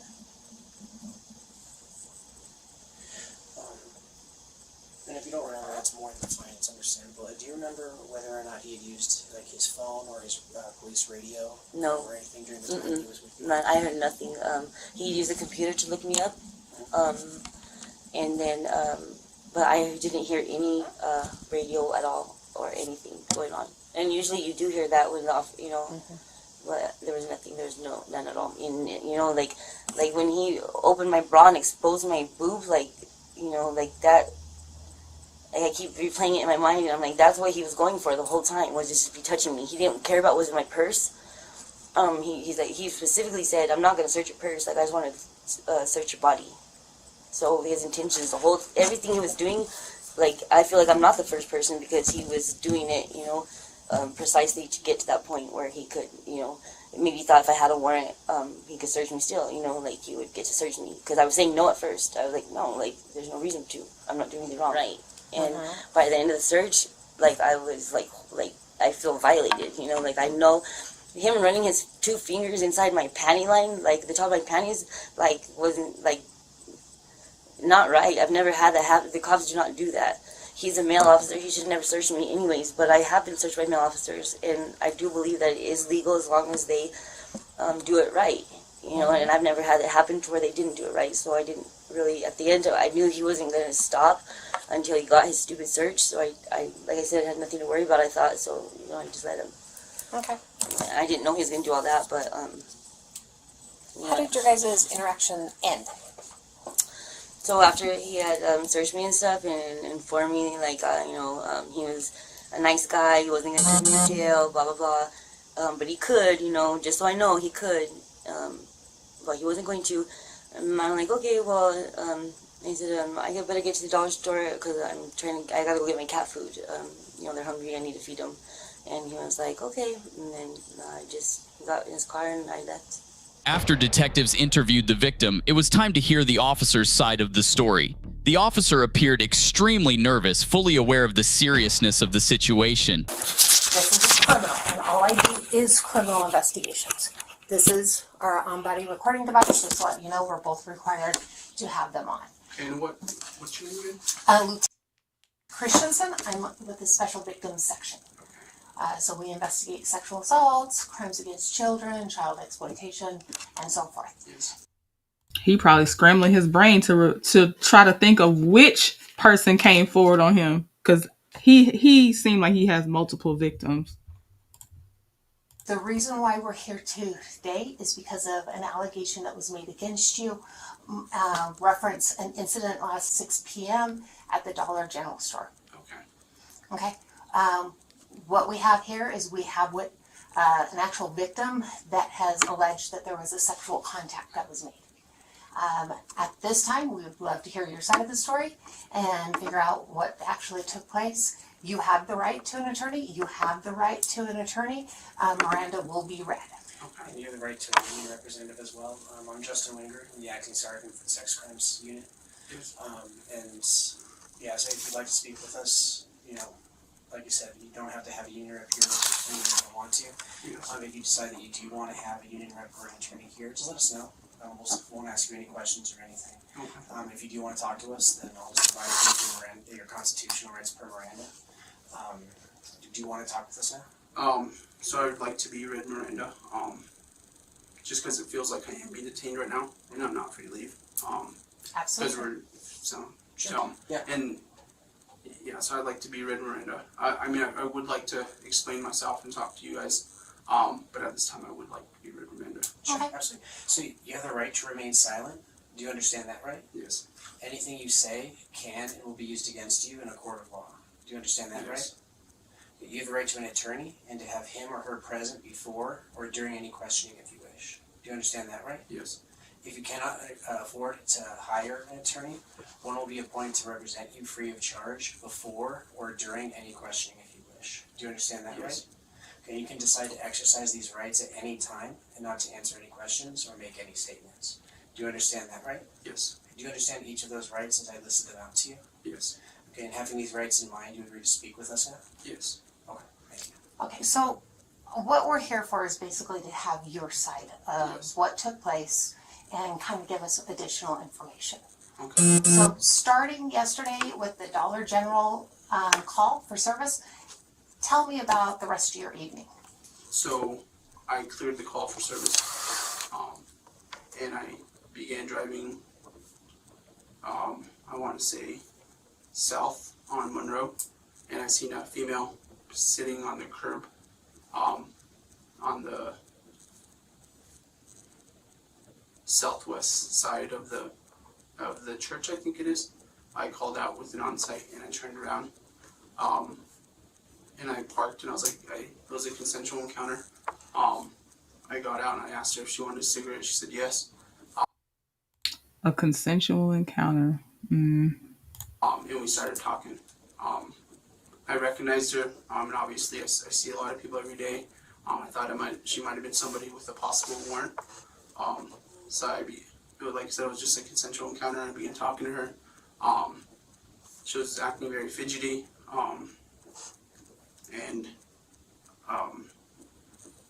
as I was talking with her, See. She was very fidgety. Picks his victims, the recovering addicts or current addicts. She was very fidgety. Either you could say withdrawals, or you could say guilty because she thought she had warrants. That's who he's gonna pick people with. Well, I'm not saying that's the only people he'll pick, but this seems like a person that he would pick. They have already had possible history. They were in, it sounds like a halfway type house or some kind of house for recovering addicts, because she said as soon as he realized what address I was staying at, he knew, oh, okay, I'm gonna search you. Do you have blues on you? All that stuff. And blues, I'm guessing, is a type of possibly like an opioid type pill or something. I don't know what blues are. she brought up a female that I've encountered prior named Kimberly. Just a previous call for service. And she said Kimberly calls me her boyfriend or whatever. I'm really not sure why.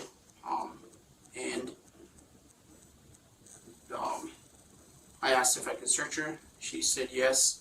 And as I was searching her, I did He conveniently left out, and I believe it when that woman said it. He said she brings up the girl Kimberly and was like, oh yeah, she calls you her boyfriend. But when the woman was saying it, she said, yeah, he brought up somebody I know named Kimberly. And he was like, Kimberly likes when I search her. That's what the woman said. He said about a woman named Kimberly. The regular searches, as they taught us in the academy. The left side first, search the legs, search the breast area with the back of my hand, and as I was doing that, I seen money in a bag inside her bra, and I was like, what is that? And she's like, oh, and she pulled it out, and it didn't look like anything at all. I just kind of told her, like, hey, like, this is enough to arrest you on. I was lying at the time, just to try to get some information about her from possible sellers in the area. I asked her if I could continue searching. She said yes. I went to the other side. I used the back of my hand and went along her bra line, and I kind of peeked over to see if she had any other narcotics in her bra line. And I went along to pull the top of the bra line from the front. He trying to spin the things that he did to this woman. Thank you so much, Nikki, for the super chat. Said great content. Thank you so much. And I appreciate y'all for real, for real. It's an honor for someone to even want to hear me say something, and y'all don't just go straight to the video and watch it. So I am grateful for y'all. So thank you so much. And then pulled it back so that way I can, just to see if I can glance to see a little more if she had any other bags on her at all. And as I got done, like, I used my back of my hand, searched inside of her leg, and I told her I'll be using the back of my hand, search inside of your leg up to your thigh line, and I did that. And at that time, I believe I know what this is about. She said, I don't think that's the way you're supposed to search. And I said, I'm sorry. I didn't mean to do that. And as I backed away, I was kind of backed up toward my car. And I looked down and I realized my OBRD was off. And instead of turning it on, I knew I was going to get an I-8 just for failure to activate my on-body recording device. So I told her, like, hey, this is enough to arrest you on, which it wasn't. There was nothing in the bag. And I told her, like, hey, I'll make you a deal. I won't arrest you. I won't arrest you as long as you, next time I see you, be nice and give me some information about some possible sellers. And that was pretty much it. So he sprinkled in some of the words he used. He's trying to say, I told her to be nice to me about information. That's not what you wanted her to be nice on. And I don't believe he used the back of his hands either. And I also wonder, did he think that she has a witness because he started talking about how he peeked when he ran his hands along her bra line, he peeked on the other side. And I feel like he might have gave that detail in case somebody else saw the way that he searched her too. I don't know, but it was just the way I don't know. He's scrambling, bringing up things to see what'll stick. But yeah, I don't believe him. Obviously, I do not believe him. And that quick explanation of why his radio and stuff was off, no. Kind of know what this is about, because she said, I don't think this is the way you're supposed to search people. But I didn't make any sexual advances toward her at all. Nothing like that.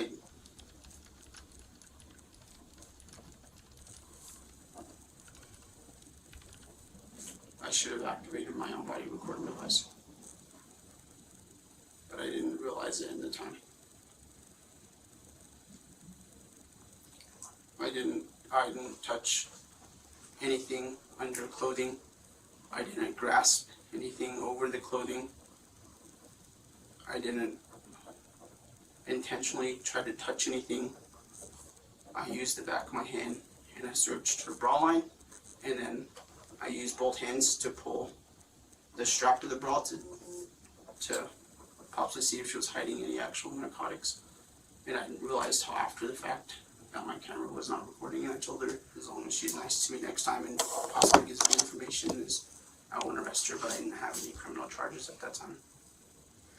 Okay, so the good news is it's very similar to what the allegations are. So you're fully aware of what she's claiming. Tell me more about you pulling the strap. Describe to me what she was wearing.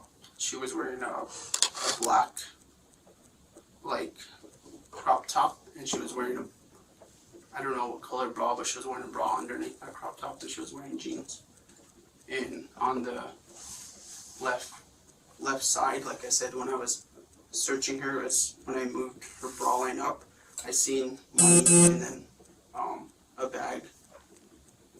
When I kind of went up like the way they taught us in the academy, and I did the same thing on the other side, and I couldn't see anything, so I used my hand, and this is the bra strap, and I went like this. I pulled forward and then back, like forward and then back. And I will be completely honest with you guys, I have nothing to hide, that her nipple did come out for a second, but I did not touch it. And she pulled both hands to grasp, and she said, "This, I don't think this is the way you're supposed to search people." But I did not touch her breast. I used the back of my hand, that's the closest I ever got to touching her breast, was with the back of my hand, searching her bra line. I did not intend to show her nipple. I did not reach inside her bra at all to try to cup her breasts. I did not perform any criminal sexual contact at all on her, and I should have turned on my camera, but I didn't realize it till after. Going back to your search, tell me more about the search of her lower extremities. So after I told her I'll use the back of my hand to search the inside of your leg. So I used the back of my hand, and I went up to where her I guess her thigh line right here. I don't search them correctly, and I've missed, like a month and a half ago or 2 months ago, I missed 53 fentanyl pills on a male. He had it stuffed inside his crotch. So since then, I've tried to search people a little better. So, Bonnie, this is for you. Although I still stand by what I said about it not being practical for it always to be a woman officer to search a woman, which he wasn't going to call for one because that wasn't what he wanted anyway. I will say that I think that they're only supposed to go so far in their search. Back of the hand is standard. He did not use the back of his hand, in my opinion. You can't expose a nipple using the back of your hand or fit your fingers inside of a woman's panty line using the back of your hand. But I do think they only go so far, and then they get the deeper search at the station. That's why they're like, hey, if there's still something you're hiding that I didn't find, it's going to be a felony if they find it when we get you to the jail. That's why they say that. There's only so far you should search. It's a cursory search. Okay? The obvious stuff you might find using the back of your hand. You don't. And he did have his stuff ready. You're right. He had his stuff ready because now he's bringing up the example of when I missed all those pills of fentanyl and all that stuff. That's why I went on a deeper search of her. You don't need to. They expect the basic search, and then they gonna really search them at the jail. That's why there's another procedure of searching, and it's not the only one. That's why they tell them, like, look, if I miss something, you better tell me now because it'll just, it'll be there, but it won't be the felony it could be if they find it on you at the jail. And I went up to the back of her leg. I did not, up to in here, I went through and I pulled back. That's okay. On both sides I did that. Okay. And if you're asking if I touched her vagina at all, I don't think I did. Like I said, I did not touch her vagina. I went up with the back of my hand, searched the inside of her leg in a backwards motion. I did not use the front of my hand. I used the back of my hand like the way they taught us in the academy. Okay. And did you search any other parts of her body? Yes, I searched her belt line. Okay. I pulled her belt line and I pulled it around just to see if there was any strings holding on to her belt loops at all. But I did not reach inside her pants at all. I didn't do any of that. I simply used my 2 fingers and pulled around her pants. So, you stated earlier in your statement that you knew her of another person? I thought I knew her. Okay. Tell me more about that. So I thought I knew her just like I said, seen a lot of people around the city, and I recognize a lot of people that I arrest, and I thought I knew her through there. But after she gave me her name and all that, I didn't find any reports that I've written on her.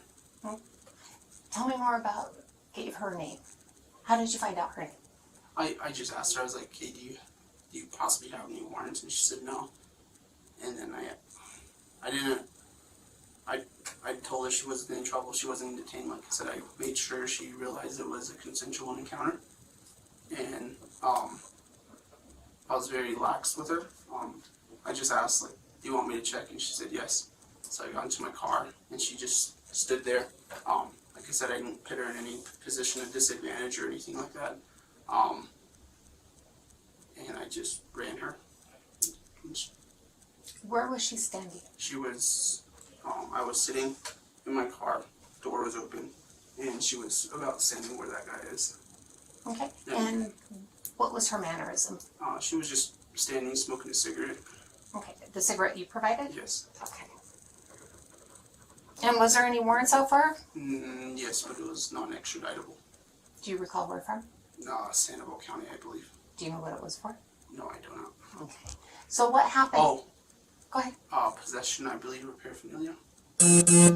So what happened? So she's standing right here. You get the actual call back or the information back. She has a warrant, but you can't do anything. Yeah. Where do we go from there? I mean, I just thought I'd get her permission to search and see if she had any narcotics on her. Okay. Walk me through your mindset as far as that process. So I've done this quite a bit. I mean, I'll talk to people as a consensual encounter and just see if they have new warrants, if they're willing to, without being forced to, give me their identification. And when they don't have any warrants, I just try to see if I can talk my way into a consensual search. I can consent to search, just to see if they have any other narcotics on them. I've had pretty good success with it. And when you finally was able to get the search for the blues, what happened? Just like I told you in the beginning, I explained to you how I searched. Tell me where she was. She standing toward my vehicle, and I didn't grab her hands at all. She placed them up on the vehicle. And she's like, "Is this good?" As I just said, "Yeah." So really quick, I just want to ask, what criminal offense am I looking at? At this time, you're being investigated for criminal sexual contact, which is a felony, and false imprisonment. Okay. Okay, so what we have here is we're trying to understand the purpose of the stop and the legal aspect of why we conducted a search. Can you help me to understand where the legal concept comes from to conduct a search? So, like I said, it was a consensual encounter. Okay. I made sure not to put her in a position of disadvantage. That way she would feel like she is being detained at all. And I explained to her that she's not in any trouble and she's not being detained at all. I was just bored looking around the area. And I made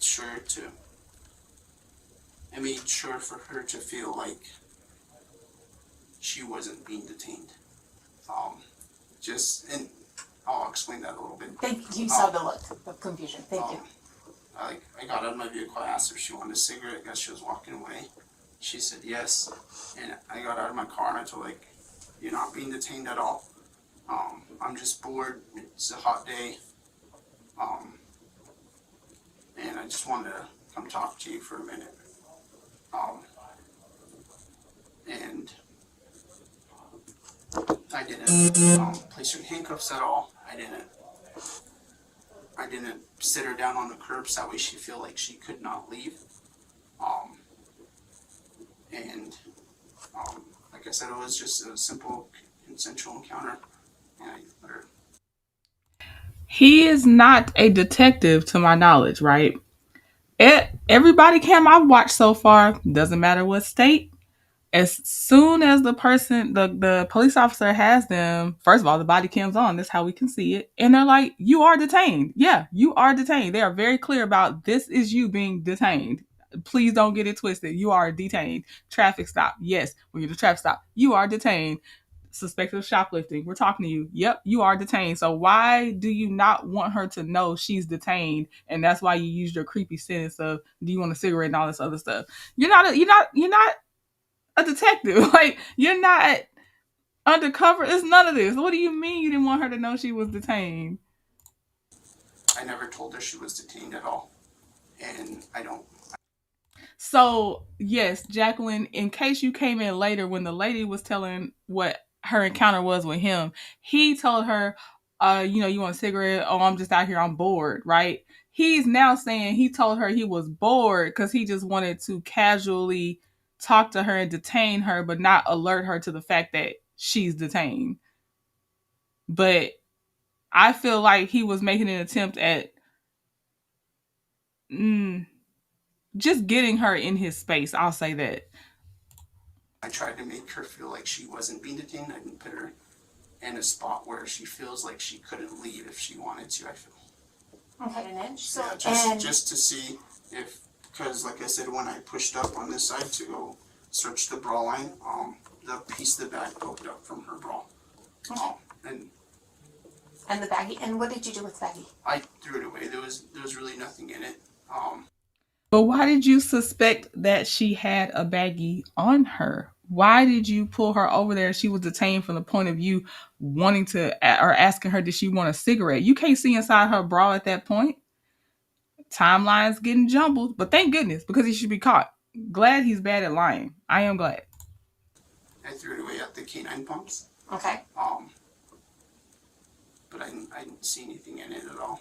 I just told her, like, hey, this is enough to test. This is enough to arrest. And she was like, just that little bit? And I said, yeah, like I was lying, just so that way I can see if she can possibly, give me like some information on dealers or whatever. But I didn't have any criminal charges on her at all. And pulling the front part of the top part of the bra, was that part of the trainings that you received? No. Okay. I don't believe so, no. Exposing the breasts, so is that? No. The only reason why I did that, I didn't mean to expose the breasts. I did that to see if I can possibly locate like a piece of baggie, because she had the baggie in the left breast side of this, and I just wanted to see if I can possibly see another bag. So, listening to your side, I mean, at this point, I'm thinking if I was you, okay, that went a little bit further than I intended. That's not what I kind of intended for it to happen. She makes a comment that you said that's not how a search. She said that's not how. She said, I don't think that's how a search is supposed to be, and I apologize. I said, I'm sorry. I didn't mean to do that. Okay. And how does she take that? She laughs, and I think she's asking the question I had in my head because I was wondering, or I feel like she was starting to ask the question, but she's letting him go ahead and say whatever he's going to say to further incriminate himself. But I think she was going to say at the point of, let's say we got to the point of the nipple being exposed and the search went further than he actually intended.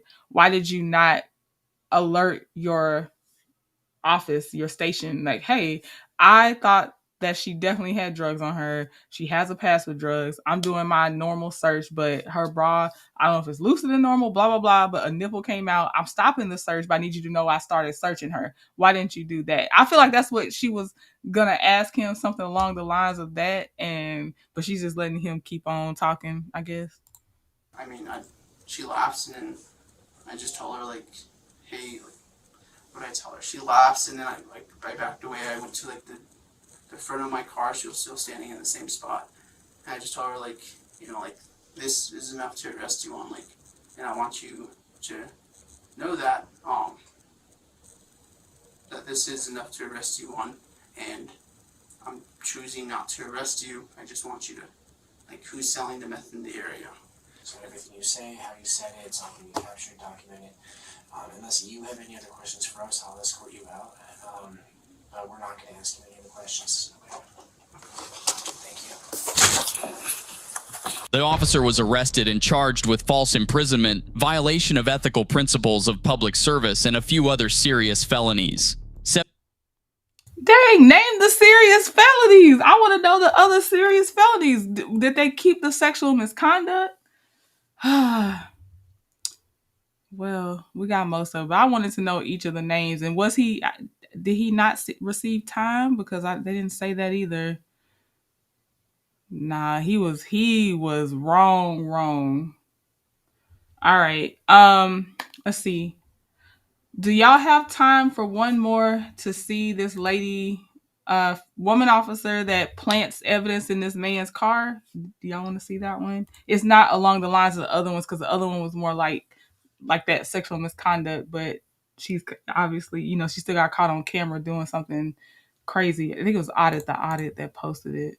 But let me know if y'all want to see that one, and I'll find it if you do. Okay, I see yeses. Let me get it. Let's see here.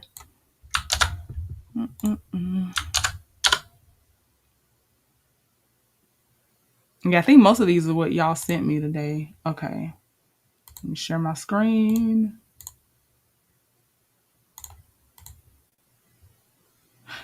Kim said I have all day. Okay. Come back tomorrow morning too, because I've got a bit of a regular schedule going. I know you know, Kim, because I see you. But yeah, Sunday mornings are a good one too. All right. So this says, busted by her camera. Cop caught planting evidence on her own body cam. This tells me she gets real comfortable.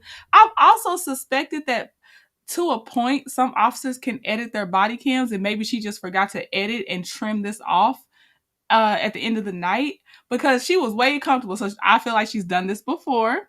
And it was so blatant and stupid that I'm like, she had to have planned on taking this out of the body camera and forgot to take it out. She had to. But shout out to Audit the Audit. They do narrate, which I appreciate, because he goes over, like, he gives them a grade on how, like, the suspect acts, the cop acts, all that stuff. So we'll watch this, and all the links will be in the description box if you want to watch it later. Oh, thank you, Ashley. Okay, here we go.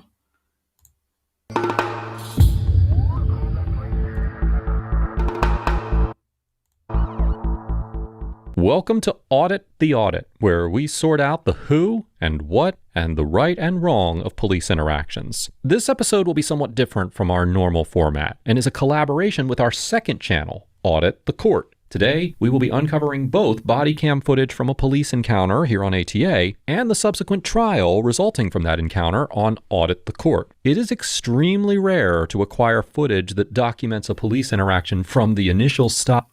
I don't know if they put both in here, just so y'all know, because I remember going to look for something and I felt like I couldn't find it. So I can't promise you're going to see the court footage too. I don't remember, but we definitely will see her body cam.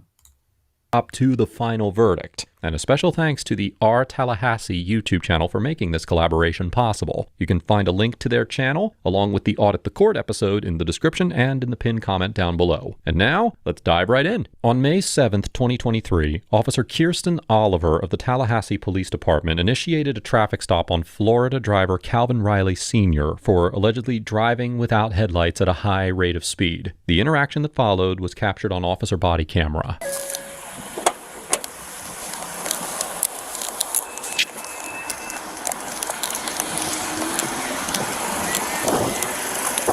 Sir, I'm Officer Oliver with Tallahassee Police Department. Do you have your driver's license, registration, insurance? This is the reason why you slowed me down. Yes, sir. So you don't have any headlights on, and you're going really fast down Monroe Street. Headlight? My headlights automatically on when I'm driving. They're not on right now. Are you sure about that? Yes, sir. Okay. No problem. Because where are you coming from? I'm coming from West Brevard Street, one of them is my brother. Okay. My name is Calvin Riley Sr. Okay. Do you have a driver's license? Yes, I do. Okay, can you get that for me? I can't find it right now. Where's your wallet at? I don't really carry a wallet. You don't carry a wallet at all? Where do you carry your money at? Bank. The bank? Okay. How do you pay for things? On your phone? Okay, I gotcha. No problem. I'll write down your information. You said Calvin Riley? I can take that. Perfect. Senior? Yes. What's your date of birth, sir? Okay. So I'll just want to go ahead and show you. So right now you just have your parking lights on. So if you switch them to, that's your auto. Now they're on. Okay. Sit tight for me, okay? 17759. Okay, when you're done with your stop, can you have a remind, please? Officer Margaret Muth arrives, and Officer Oliver asks her to talk to Mr. Riley and look for signs of intoxication. Hi. So, I feel like I'm getting some indications, but I'm not 100% sure. I can't really smell anything right now. Do you think you can just talk to him? He's like looking everywhere for his like ID, and he's like looking up here and pulling out papers and like looking around and everything. He says he doesn't carry a wallet. I said, how do you have money? He goes, the bank. And I said, okay, well, he's just not making a lot of sense. Yeah. He didn't have lights on. He's flying down Monroe Street. And when I went to pull him over, he like started to get over and then came back over and then like is kind of like hovering and then stopped. Okay. So if you'll just see if you can see anything. Hey there. And see, there's nothing wrong with that. That part is normal. She gave reasons on why she stopped him. We get that. We see she helped him turn his lights on. She even asked an outside person to smell. Just smell if you can smell alcohol. Fine. None of that's not an issue. It's obviously what she does after. I also want to clarify why I said that she may be editing her videos. On a different body cam, a police officer who responded, I think he was on duty, but they responded to a parking lot of a road rager, like in progress of happening and threatening this elderly couple. And he was talking back and forth with another cop, and he casually said, okay, do you want me to edit blank, blank, blank? And I was like, edit? We mean edit. So that's why I'm like, can y'all edit your stuff? But I wanted to add context on why I was just like thinking they could possibly edit it, because they were talking about footage on his camera. And he was like, okay, do you need me to edit? Like, I don't know if you meant clip out or blah, blah, blah. Like only the part that they would need for the investigation. But he definitely said edit. And that's why I was like, I wonder if she's able to edit anything or knows the person that can edit stuff. I'm Officer Muth. I'm not the officer who stopped you. The officer that stopped you wants to know if you still live over off the Brevard Street. Yeah, it's a family house. It's a family house? Okay, so do you still live there? Okay, but that's where you like lay your head to sleep at night? Okay, where are you coming from tonight? From the north side. The north side? Where were you at? Pockets. Pockets? Did you have anything to drink while you were at Pockets? Couple of beers? Okay.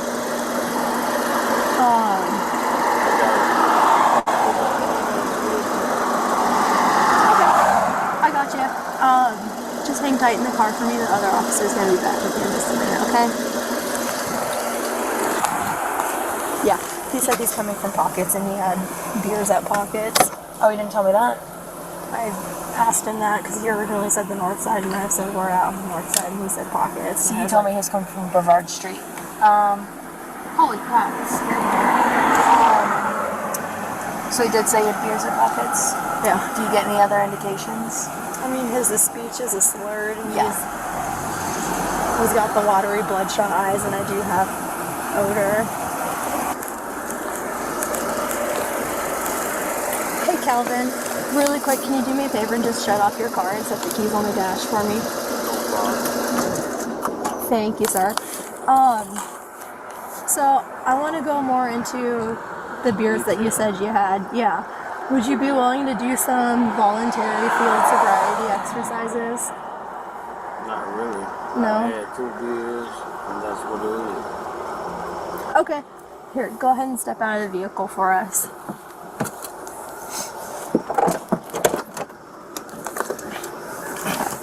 Just go ahead and fix the car for us. Your license is suspended, so we're gonna... No problem. So should I call somebody to come pick the car up? Yeah, we'll get to that. Just give me a second, okay?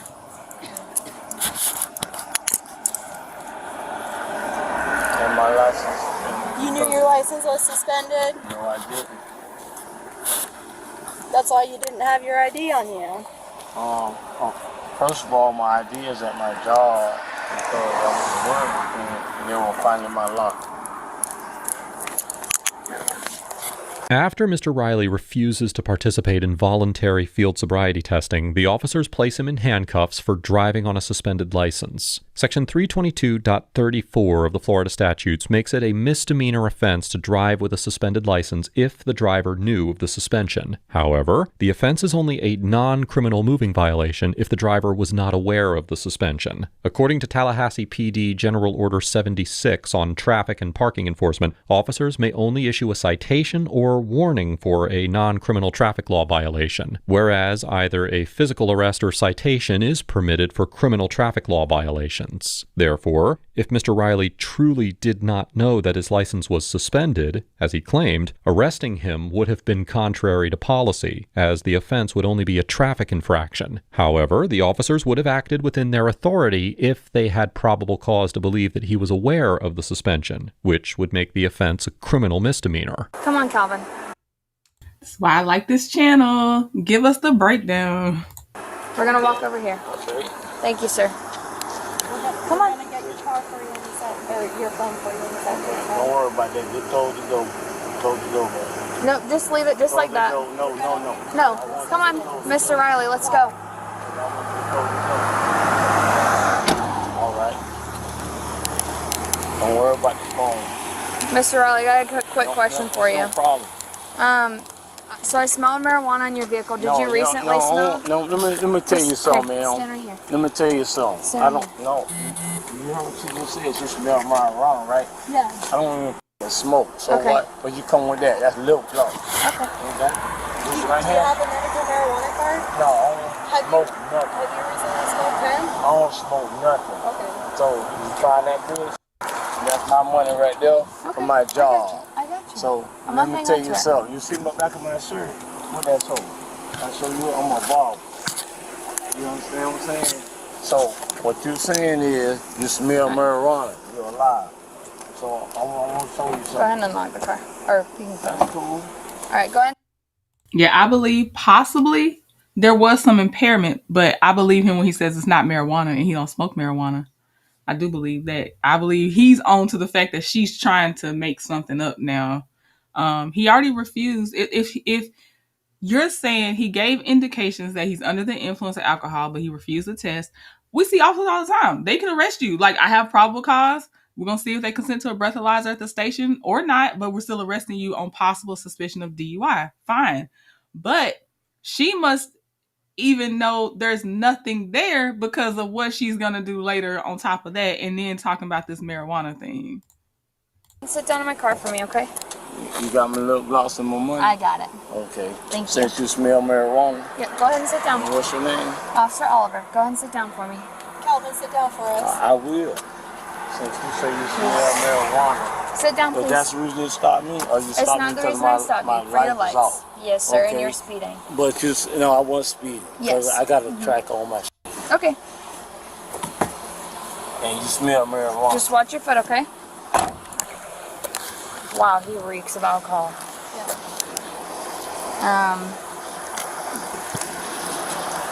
Is there enough, like, before that?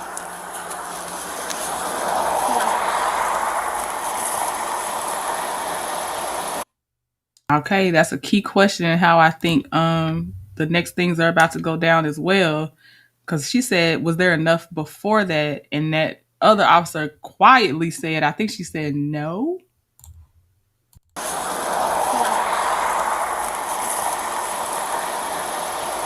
That's weird. It's got like gum and a napkin.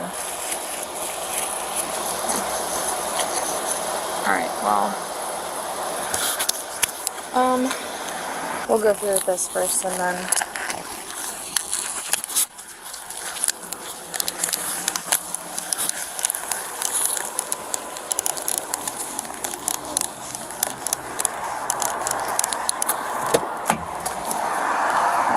After claiming that she smells marijuana and placing Mr. Riley in the police cruiser, Officer Oliver begins to search Mr. Riley's vehicle. Historically, courts have consistently held that the odor of cannabis alone provides law enforcement with probable cause to conduct a warrantless vehicle search. For instance, in the 1985 case of United States versus Johns, the U.S. Supreme Court determined that the distinct smell of marijuana gives officers probable cause to believe that a vehicle contains contraband. However, the evolving legal status of marijuana has complicated this rule, and some courts have acknowledged that the traditional approach may no longer apply. In Florida, recreational marijuana remains illegal, but medical marijuana and hemp have been legalized. Well, against that backdrop, the 5th District Court of Appeal of Florida concluded in the 2024 case of Baxter versus State that odor alone is insufficient to establish probable cause for a warrantless search. Now, by contrast, the 2nd District Court of Appeal of Florida ruled in the 2021 case of Owens versus State that despite the legalization of hemp and medical marijuana, the smell of marijuana emanating from a vehicle continues to provide probable cause for such a search. Because the Florida Supreme Court has not yet resolved the conflicts between these districts, and Tallahassee lies within the 1st District, which is not bound by either decision, it remains unclear whether a court would find that Officer Oliver's claim of smelling marijuana justified her search of the vehicle under the 4th Amendment. Hey, there's vodka in his seat, like right here in a pouch in his seat. Vodka was found in this pouch in his seat. Okay, now, the alcohol, I believe, was actually present in his car. Continue to watch her with that alcohol, though.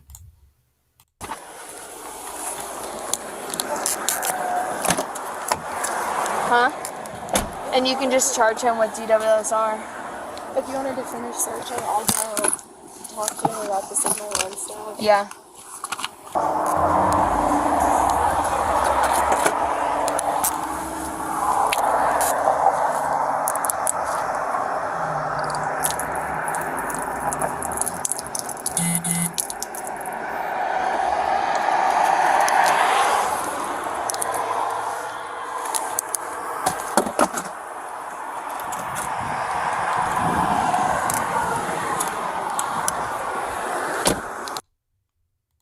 She just twisted that bottle open, poured some, and threw the bottle back in as if it was opened. While searching Mr. Riley's vehicle, Officer Oliver discovers a full, unopened bottle of alcohol. She then proceeds to break the seal, dump out some of the contents, and then throw the bottle into the passenger seat. Under Section 918.13 of the Florida statutes, it is a third-degree felony for an individual to alter evidence to reduce its accuracy or reliability, or if they knowingly create, present, or use false evidence in a legal proceeding or law enforcement investigation. Here, if Officer Oliver opened a sealed liquor bottle, poured out the liquid, and then placed the bottle in Mr. Riley's car in order to create the impression it had been there all along, her actions could certainly constitute a violation of this statute. However, Officer Oliver would later provide a different explanation for her conduct, which we will discuss further in the second part of this episode on Audit the Court. Can will be used against you in a court of law. You have the right to talk to a lawyer and have him present with you while you're being questioned. No, we talking about marijuana and smoking. I want to ask you questions about the alcohol. And nobody no alcohol. You said you stopped me for my lights was off. Then she said she stopped me for smelling marijuana. That's two different stories. So alcohol is beside the point. The point is, I told you I had 2 bills. And she over here saying one thing about she smelled marijuana. How can you smell marijuana? You 4 blocks away from me, and then you say you stopped me from my lights was off. Okay, cool. No problem. We'll deal with this later. Whatever. Can I speak, Calvin? You can say what you want. Okay. I said what I said. It is what it is. If you cannot afford to hire a lawyer, Hey, one man. will be appointed to represent you before any Say questioning what if you you want. wish. You can decide at any time to exercise these rights to not answer Say any what you questions or want. make any statements. Say what you want. Do you Say what understand you want. each of these rights as I have explained them Say to you? what you want. I asked you to get my phone so I can make a phone call to my people, let them know what's going on. You said you'll get my phone. We have your phone. No, I said, asked you, can you get my phone so I can call them? And you said you would. So I'm sitting here, and she said she smelled marijuana. You said you stopped me because my lights was off. That's a different story. So it's all good. I told you it's I all was not good. the officer. It's all good, man. Just get my phone so I can call my people so they'll know. They come and get me, so we're and we'll not- go from there, and you made a bad deal. That's how I go. And you say you smell marijuana, you're a silly person. Hey, Calvin. You're a silly person. 'Cause I only want to smoke. I only want to smoke. You're a silly person. You use that same technological that they used in the old days. You don't smell no marijuana on me. You're a liar. Hey, Calvin. You ain't smell no marijuana. You're a liar. Calvin. You're a liar. You don't even believe on police officers. You're a liar. Because we're not You use that acknowledging for an Miranda. excuse. You use that for an excuse to do what you want to do, to search. You ain't search because no, you ain't got nothing. Because I don't smoke weed. I don't do no drugs. Calvin. You're a liar. Calvin. You say you smell marijuana. Why you record that? I don't give a about my phone. Give me my phone. Let me call my lady. So she can come. That's right. Because you're a liar. You're a liar. You say you smell marijuana. You're a liar. Calvin, I have to ask She said she stopped me because my light was. I understand that. Calvin, I And have she to asked me ask you a I question, told her I was going to my property down the road. I'm now But requesting you that you said- submit to a lawful test of your Yeah. breath for the purpose of determining its gonna listen alcohol to content. nothing. Will you No, take the no, test? you going from 1 to 2 to 3. Will you I take ain't the doing test? nothing. I ain't doing nothing till I This is speak for- to a lawyer. this is for the I ain't DUI. doing nothing till I talk to a lawyer. If you refuse the test, I ain't doing nothing till I talk to a lawyer. I ain't doing nothing till I talk to a lawyer. I ain't doing nothing till I talk to a lawyer. You got your cam on? I ain't doing nothing till I talk to a lawyer. Period, Calvin. Period. I know that's right. I'm with y'all. Calvin ain't that impaired if he impaired at all. He know what's going on. I'm glad he's within his mind enough to know. And yeah, there ain't nothing else to talk about. There is nothing else to talk about. It will only work against you.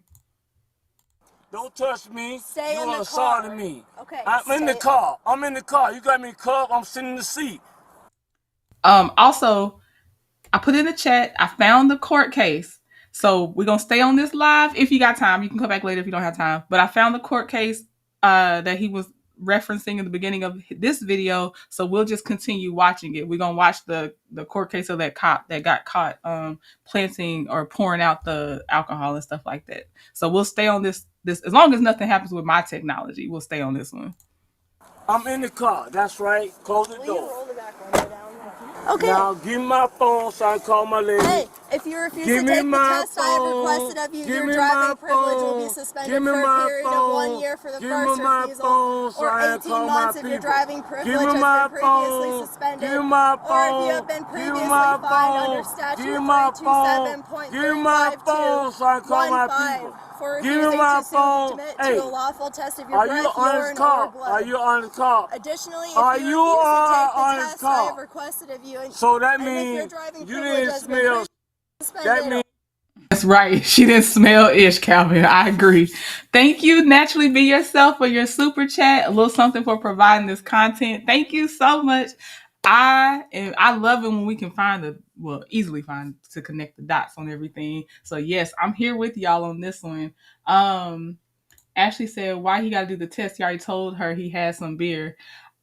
Had they not been crooked, it's normal that they still ask about the test, even if they admit they had alcohol, because they want to see the level, but it only helps the cops. It'll never help you if you do take that test, unless you actually are under the legal limit. But yeah, it's normal to ask that question. It's just now it's really suspect because of everything else she's done. or if She you a have been liar. previously And fined you under going along with statute that. You don't need to be wearing that 352.15 badge. You for are. a refusal to submit to a What lawful that test of tattoo your mean breath, right there? urine, or You blood. got two. You will be committing a you misdemeanor in got some addition over to there any too? other penalties which can be imposed by law. I don't understand that. Refusal I don't to understand submit that. I don't to a understand test I that. have requested is admissible I into don't evidence understand in any that, criminal Marina proceeding. Wright. I don't understand none of that. Do you still No, refuse to submit to the I don't test? understand none of that. I don't understand none of what you're talking about. Because right now, how y'all just did, that's unconstitutional. I'm requesting that you take I a don't breath understand none of test. that. I don't understand none of that. Okay, this is going to be processed You, as I a don't refusal. understand none of that. You said 3 different charges. That's bull. Now record that.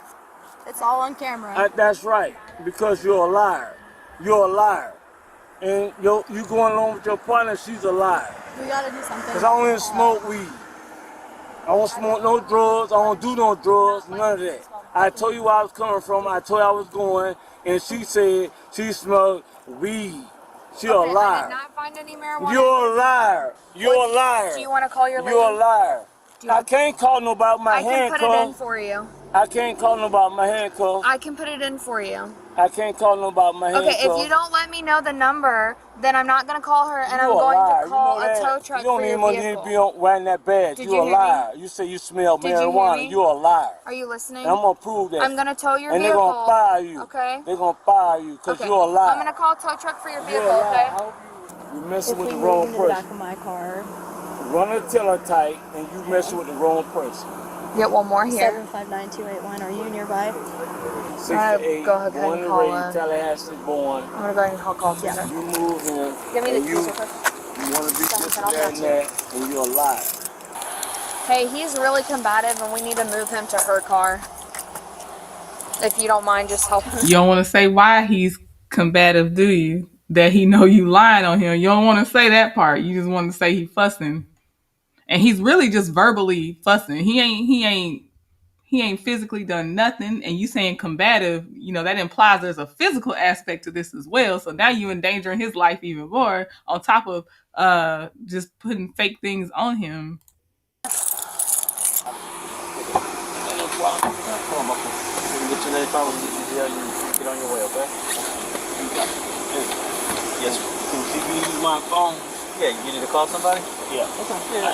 You cooperate with us? We're gonna work with you, okay? No problem. Give him my phone, please. Okay, we'll get it. Sorry. We're gonna go to the passenger side. Okay. Right side. Okay. No problem. What do you need to call? Can she give you my phone? Yeah. Have a seat and I'll bring you the phone and we'll make the phone call here, okay? No problem. Okay. Got you. I appreciate you cooperating with your colleague. That was between driver's Go ahead, sir. The little bottle of vodka that was between the driver's seat and the center console. No, so he has a cover on his seat, and in the cover where like the knee would sit, there's an opening, and he had it like tucked. Okay. And then the whatever he had in his cup also smelled. Yes, sir. I'm gonna try to read your consent. Yeah. So. Thank you, lady. So. Ain't no so nothing. I'm through talking. Okay. I'm through talking. No, I'm through talking. Okay, I just have to read this to you. I'm through talking. You don't gotta read nothing. I'm through talking. Will you just listen to me, please? I'm through talking, ma'am. You can't read nothing to me. I don't want to say nothing. I don't want to say nothing to you. I don't want to say nothing to you because you're switching up three different scenarios that y'all went through since y'all started me. I don't want to talk to you about nothing. You're saying, and you miss a liar because I don't smoke, I don't do no drugs, and what you said, you said that you stopped me because you smell weed. My name is Calvin A. Riley Sr. I'm born and raised in Tallahassee, Florida. No, don't close the door yet. No, because you want to close the door now. I'm born and raised Leon County. Now she getting that black grandfather lecture on there. Like, no, don't close the door now. Calvin, I get it. I am glad that they didn't. She still tried to call him combative, which I don't really trust it. I feel like she did want that officer to be a little hyped up, arriving, thinking that he was going to be a physical threat and stuff like that. I'm just going to say be safe out there because anything will be used on you to show that you're the threat and he didn't even do nothing. So just try to hold it until you just get your attorney. Tallahassee, Florida, I'm 55 years old and you are a liar. That's right. Okay. Bye. Hey, bye. Let's get you. Bye. All right, we'll get you to jail, okay? Bye. Right. That's about what happened the first time I Did y'all search the car? Yeah. Okay, nothing in there? No. Well, okay, so he had a bunch of alcohol stashed in there, but... Nothing open or anything? Yeah, open. Oh, okay. Yeah. All right. Just lie to another person. Lie, because she said, yep, open. And if you were already in here, you saw her untwist that top and pour that alcohol. That thing was unopened. Yeah, in his, Tervis in the center console, he had a mixed drink, and then under his knee, he had a, little bottle of vodka tucked away. And he said he was coming from Pockets, and he had drinks at Pockets, so. But anytime I try to ask him anything about it, it's like this, so. He's, mad because Oliver smelled weed when she first walked up to the car. And he said he doesn't smoke marijuana and he doesn't smoke hemp, so he's not going to search the car. On May 9th, 2023, Mr. Riley was charged with driving under the influence and the misdemeanor offense of knowingly driving with a suspended license. In an affidavit supporting probable cause for the arrest, Officer Muth claimed that a search of Mr. Riley's vehicle yielded a small bottle of vodka that was opened, despite the fact that the bottle was sealed before Officer Oliver opened it and dumped out the contents. When body camera footage from Mr. Riley's case began circulating on social media, the Tallahassee PD issued a statement indicating that the department quote-unquote thoroughly reviewed the incident and did not find any evidence of misconduct. For more information... All right, not saying we're going to be satisfied with the results, but I'm going to let him finish saying what he has to say, and then we'll go to the court, her in court for this incident, the cop in court for this incident. About the conclusion of this interaction, be sure to check out our coverage of Mr. Riley's trial on Audit the Court in the link down below. Overall, Officer Oliver gets an F for blatantly tampering with evidence on the scene, conducting a questionable search based on dubious probable cause, and for exercising extremely poor discretionary decision-making. Officer Oliver's conduct raised serious questions about her integrity as an officer and her adherence to constitutional and statutory obligations. Considering the totality of her actions throughout the encounter, I find Officer Oliver's assertion that she detected the smell of marijuana highly questionable. As discussed earlier in this episode, the validity of odor alone as probable cause is unsettled in Florida, where the legal landscape surrounding cannabis has changed significantly in recent years. In this situation, there was no corroborating evidence. Mr. Riley vehemently denied doing any drugs, there was no marijuana in plain view, and no articulable behavior that supported the claim. Officer Oliver's assertion appeared less like a legitimate basis for a search and more like a pretext to secure probable cause for a DUI arrest. The far more troubling moment came when she discovered a sealed bottle of alcohol, which is not illegal to possess. Instead of documenting the evidence as she found it, she broke the seal, poured out part of the contents, and placed the bottle back inside the car. As mentioned before, altering the condition of evidence undermines its reliability, and in this case, suggested an effort to create evidence of wrongdoing that did not exist prior to the officer's intervention. This conduct alone was enough to call her integrity into question, but this was further exacerbated by Officer Muth's claim that the bottle was open when she discovered it. As noted by Public Defender Desiree Goodfellow, who represented Mr. Riley in a statement to R. Tallahassee, quote, "By destroying the seal, they made it inculpatory. They used the fact that that bottle was opened as evidence in the report. The gap between the narrative and the footage raises legitimate questions about whether the report was careless or deliberate, and either explanation reflects poorly on the officer's professionalism." It should also be mentioned that Officer Oliver's conduct was later reviewed by the Tallahassee Police Department, who concluded that there was no evidence of misconduct. Not only does this conclusion stand in direct contrast with what is shown on the body cam footage, but it also sends a clear signal that the department is more concerned with shielding its officers than addressing accountability, and diminishes confidence in the oversight process as a whole. This interaction highlights how fragile public trust becomes when an officer's actions so clearly suggest fabrication, and the oversight mechanisms designed to ensure accountability refuse to recognize what the evidence plainly shows. Mr. Riley gets a B-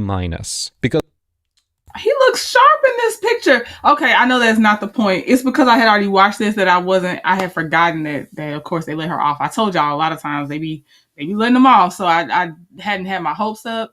We're still gonna watch that court case, but I guess it's his court case and not the officers, but we'll still watch it. But I'm not surprised. I'm so jaded. I am so jaded right now, in general, in life for a long time.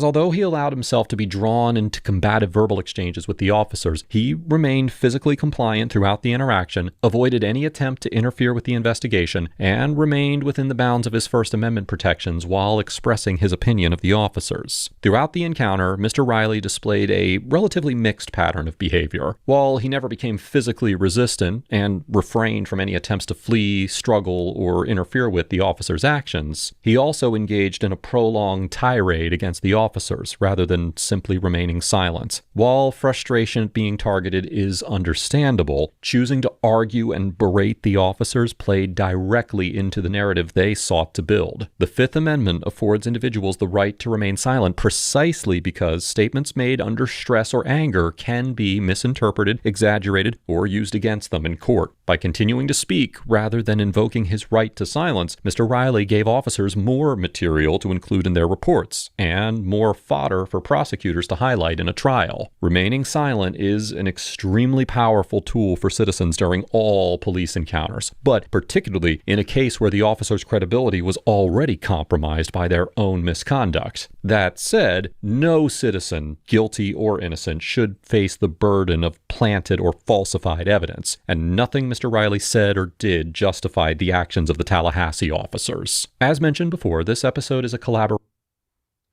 All right, so let's go to the court case that I guess is his, not hers, but I still have it either way. So hold on one second.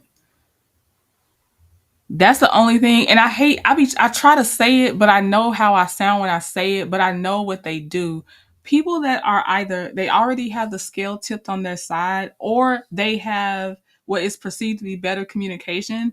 They already have the favor on their side. So giving them all that, although it's like if it's almost therapeutic at the time, it doesn't help, and it's better to just wait till your attorney can interact with them, because they really do take anything and will use it like that on you to be like, no, this is the behavior we had to deal with. He didn't say his they're talking. No, this is the thing. It's just like corporate. To me, it's like the corporate world. They're using his demeanor and his way he was upset about it against him, and him just, you know what I mean? He didn't say anything that incriminated him about necessarily alcohol, but if you know how they do us in corporate, you know how they do, and you know how you have to be just to make sure nothing extra is put on you. Okay, we're going to it though, but I'm not defending it. I'm saying I'm with them that silence that it. He read the report. Audit read the report, so they already know what they put in that report against him, and I think that's why they said that. That's because it's no right or wrong. It's no right or wrong on how he did it and how he chose to react. 'Cause he did not form a threat to them. He did not pose a threat to them. Okay, I'm looking. Sorry, I don't want to leave y'all in silence. I already have it saved in my queue. I just need to pull it up real fast.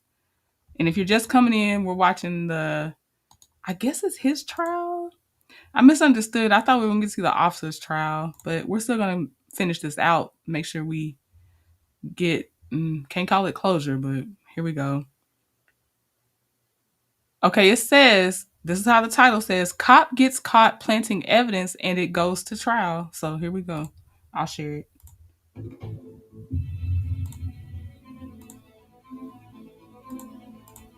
Welcome to Audit the Court, where we the statements he made before he was read his Miranda rights, and to exclude from evidence a liquor bottle that was found in his vehicle and opened and partially emptied by Officer Kirsten Oliver of the Tallahassee PD. In an order issued on February 28, 2024, Circuit Judge Jason Jones excluded certain statements made by Mr. Riley, but decided that a jury should hear the evidence about the bottle, leaving the weight of the evidence for the jury to decide. The case continued to a jury trial on Friday, April 5th, 2024. Certified legal intern Emma Hershey delivers the opening statement for the state, arguing that Officer Oliver simply made a quote-unquote mistake in opening the bottle of alcohol found in Mr. Riley's vehicle, and that the evidence of impairment existed before the bottle was even uncovered. May it please the court, defense, members of the jury. It was 2 a.m. and he was driving with no headlights on. It was 2 a.m. and he admitted to drinking alcohol. And he admitted to being at a local bar. Good morning, members of the jury. My name is Emma Hershey, and I'm a certified legal intern with the State Attorney's Office here in Florida. We represent the people of Leon County. Can y'all see it on your screen?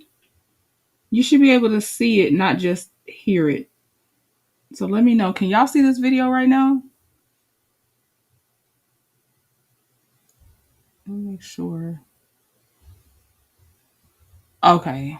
Because on my extra device I was looking, it looked like y'all couldn't see it. Let me know. Okay, good. Okay.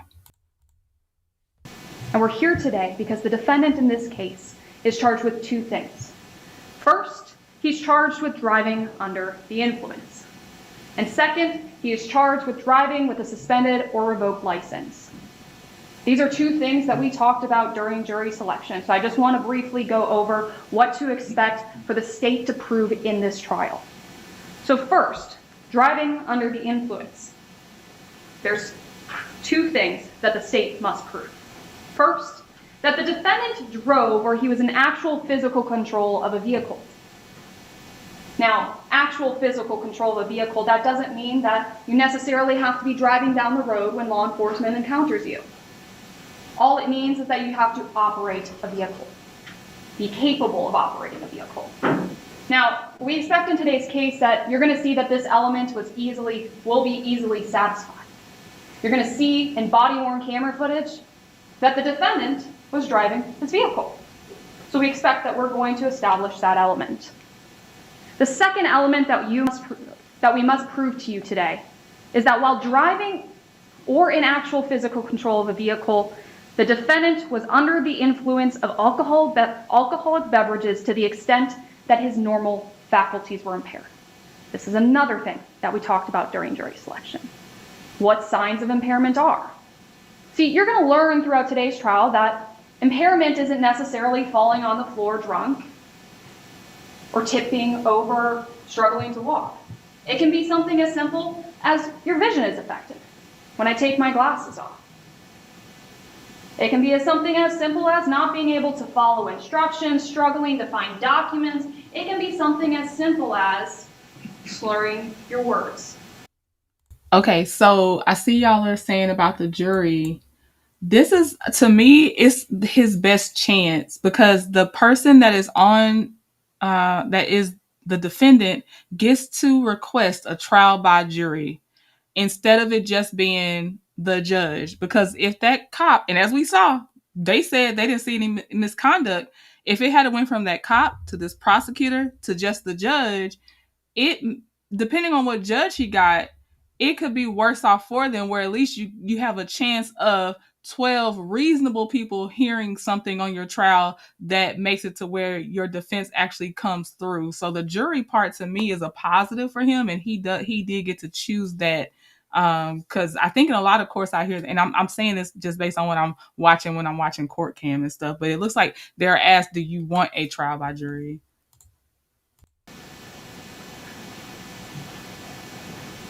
But members of the jury, there's another sign that we expect for you to see in this trial. Anger and aggression and an outburst of emotion. That's another thing to look for as we proceed. The second charge in today's case is that the defendant was driving with a suspended or revoked license. Now, this charge has three different elements that we have to prove to you here today. The first element is that the defendant drove a motor vehicle upon a highway in this state. Now that applies to any roadway really here in Florida. So if you hear that the defendant was driving down we expect that you'll hear that the defendant was driving down Monroe Street when this incident occurred, that he was driving a vehicle. That brings us to our second element. Number two, that at the time he was operating his vehicle, his license was suspended. You're going to learn in today's trial that the Department of Highway Safety and Motor Vehicles issued a notice of suspension to the defendant. Not once, not twice, but 3 times before he was stopped on May 7th of 2023. They sent this notice to his P.O. box that he specifically requested them to send his mail to. So we expect that we're going to establish that element here today. Third, we have to prove that at the time the defendant knew that his license was suspended. And this kind of plays with element 2. We expect that you're going to learn that because the defendant had access to his P.O. box, he had the ability to know of it, and he had notice of it because he was sent it 3 times in the mail. 3 times. Now the judge is going to instruct you that anything I say during opening statements, and if the defense chooses to give an opening statement, that anything they say should not be considered evidence. While we're doing in opening statements, this is a general guideline, a roadmap as to what you can expect in today's trial. Kind of like painting a picture. So that's what I want to do for you. It's May 7th, 2023.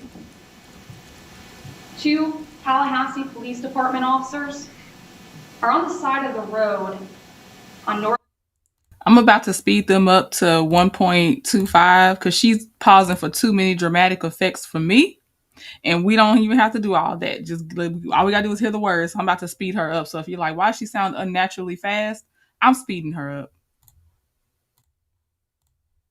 Rose Street, responding to a completely different traffic stop. And as they're responding to this different traffic stop, they notice a vehicle traveling at a high speed, whipping down the street over the speed limit. And at first glance, it might sound like it might just be a speeding ticket, but it wasn't just an ordinary, usual speeding incident. This wasn't an ordinary traffic stop. Because the issue is that the vehicle was traveling with no headlights on. Like I said, this happened at 2 a.m. in the morning with no headlights on North Monroe Street, which is a busy road. So seeing that this car is driving down the road with no headlights over the speed limit, one of those officers, her name's Officer Kirsten Oliver. You're going to hear from her today. And she's going to get on the stand. She's going to testify about her observations. She's going to tell us about how she hopped into her patrol vehicle and decided to pursue the vehicle. And that's why they say it's better if you don't take the breathalyzer, don't do the field sobriety test. And I'm not encouraging if you are impaired to be out there on the road. That's not what I'm saying. But for your defense attorney, they say it's better to not do any of that. That's how Maurice got off. Don't do any of it because your defense attorney has a stronger case to help you rather than you take it and you clearly fail. But again, we don't even know if he was above the legal limit, but they do advise you don't take them, deal with it in court. She had to speed up to try to catch up with it. And as soon as she's finally close enough to finally put her headlights on and her emergency lights, you're going to learn about the defendant's driving pattern. You're going to learn that he was swerving. And when he was swerving, he almost swerved into another vehicle in the right-hand lane. That's finally when he stopped.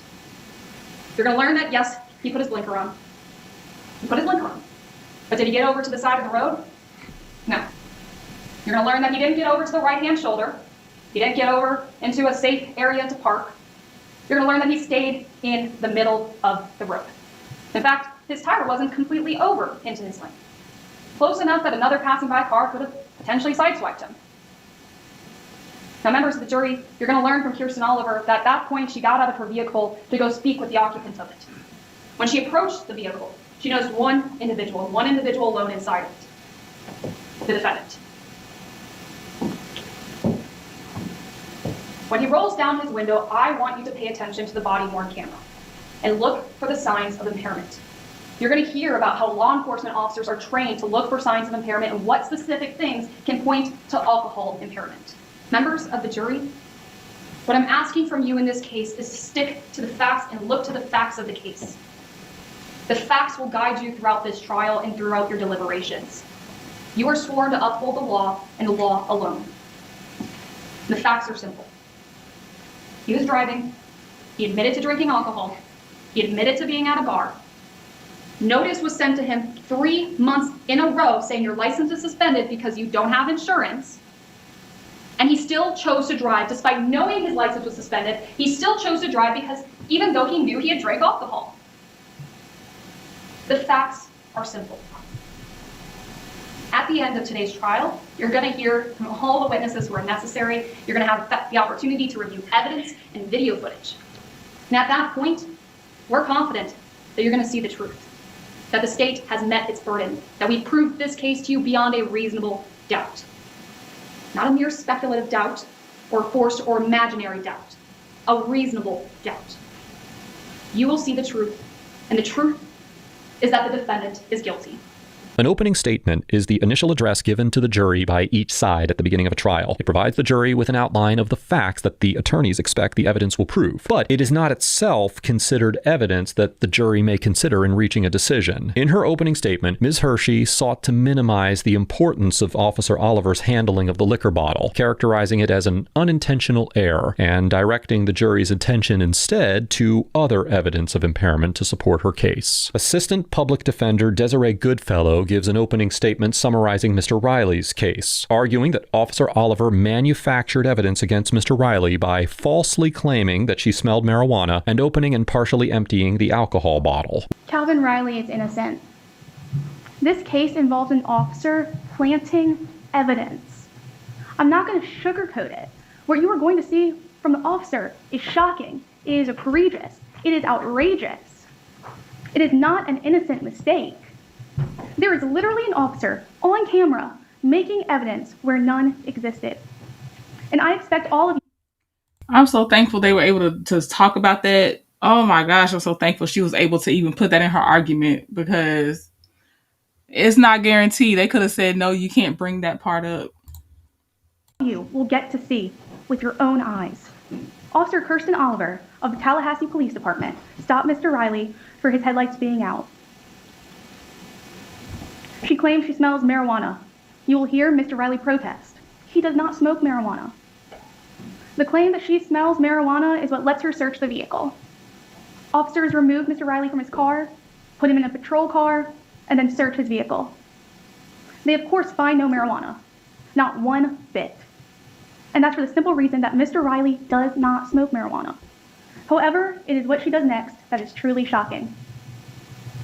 Officer Oliver reaches in Calvin Riley's vehicle, grabs a full, sealed, unopened bottle of liquor, cracked it open. You will actually... Sorry, I want to straighten this part out because the jury hasn't made a decision. They haven't said that they haven't seen her. They didn't see anything wrong with her opening that bottle. We don't know what the jury's decided yet. That statement, I think that was an internal investigation from the police department when they said that there was no misconduct on Officer Oliver's part, but we don't know what the jury's decided on any of this. Yeah, I think that was a separate report, not his trial when they showed that document. So we don't know what the jury's saying. Hear the plastic seal break. It is a distinct sound. You're going to see it from the angle of her own body camera. She was too brazen to even bother turning it off. She then pours out some, but not all of the liquid, puts the cap back on, and then tosses the bottle back into his vehicle. She then lies and tells the officers that she found an open bottle. Mr. Riley was pulled over on his way home. I expect you will hear that while he was driving home, Officer Kirsten Oliver pulled him over for not having his headlights on. You will see how a simple traffic stop escalated based on what I expect you will hear Officer Oliver herself testify were actually just assumptions. You will hear from officers that Mr. Riley smelled like marijuana, but that's not even possible because, as you will hear, Mr. Riley does not smoke marijuana, nor lets anyone smoke marijuana in his car.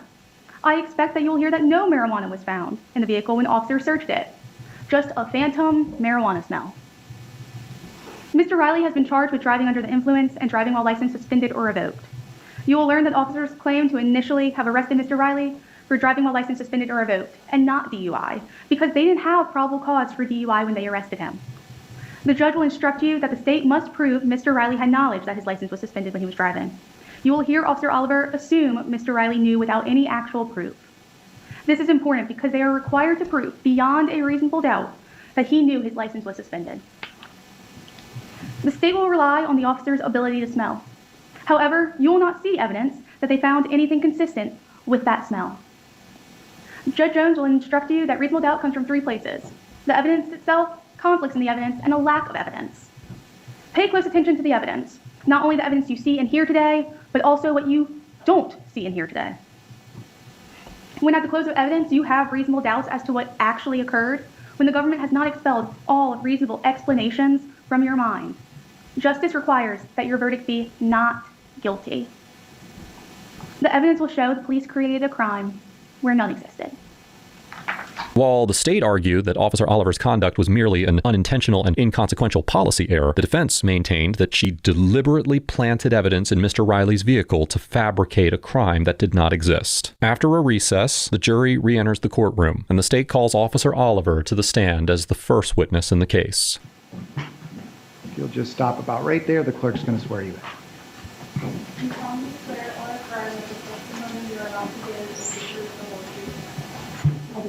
Thank you. You can have a seat.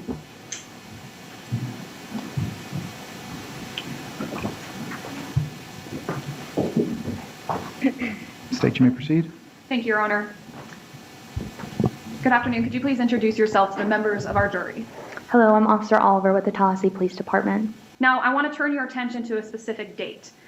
Do you recall May 7th of 2023? Yes. Okay. I think this should be enough for them to get a third-party investigation on that whole department. I just want to throw that out there as well. Need some outside, unconnected investigations going on this department. Because ain't no way. They didn't even give her a slap on the wrist. They said she didn't do anything wrong. Investigate that whole place. So, specifically before 2 a.m., can you tell the jury what you were doing? So before 2 a.m., I was doing my regular patrols. I may have stopped a few cars. Directly before 2 a.m., I was backup for another officer.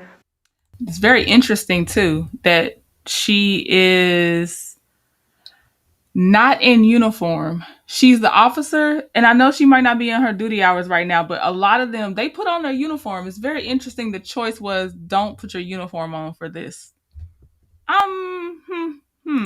For their traffic stop, just making sure that they were okay and safety reasons.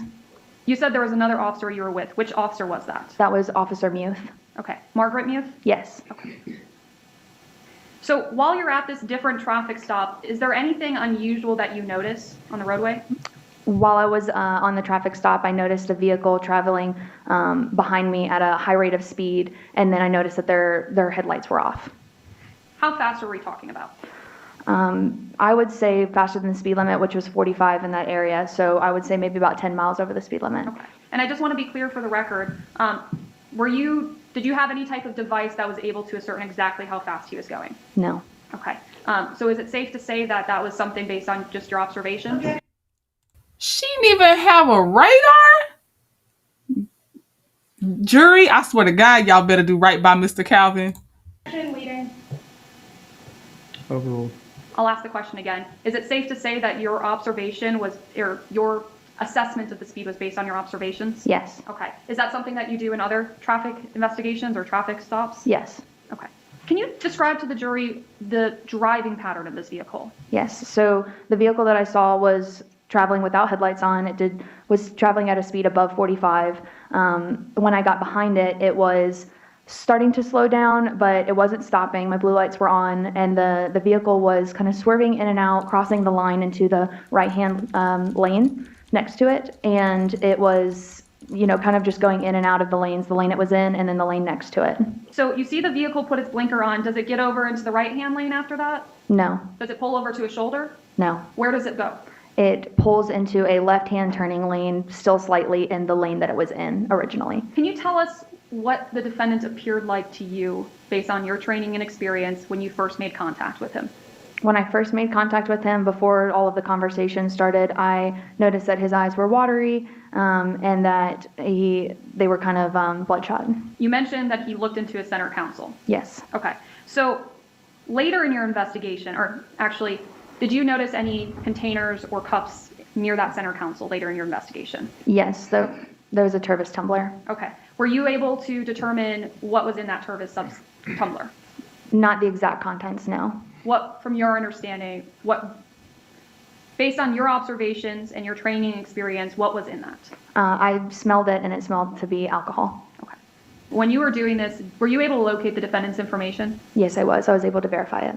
Okay. When you were able to verify him, did it have a picture of him? It did. Did it give you information about his driver's license? Yes, it did. Okay. So when you saw this, were you able to determine whether or not his driver's license was active at that time? I was. What was the result? It said that it was suspended. Objection. Grounds. Hearsay. Overruled. So walk us through your thought process when you were trying to determine if he had received notice of the suspension. So when I spoke to him earlier, he said that he was coming from 429 West Brevard Street. And when I saw the address as the residential address that's listed on his driver's license, typically that is the address that you are residing at. And so when he mentioned the address, along with the address being the same on David, his driving record, I assumed that he received the notice of his suspension at that address, and therefore he knew that his license was suspended. Officer, can you describe to us where exactly you found this vodka bottle?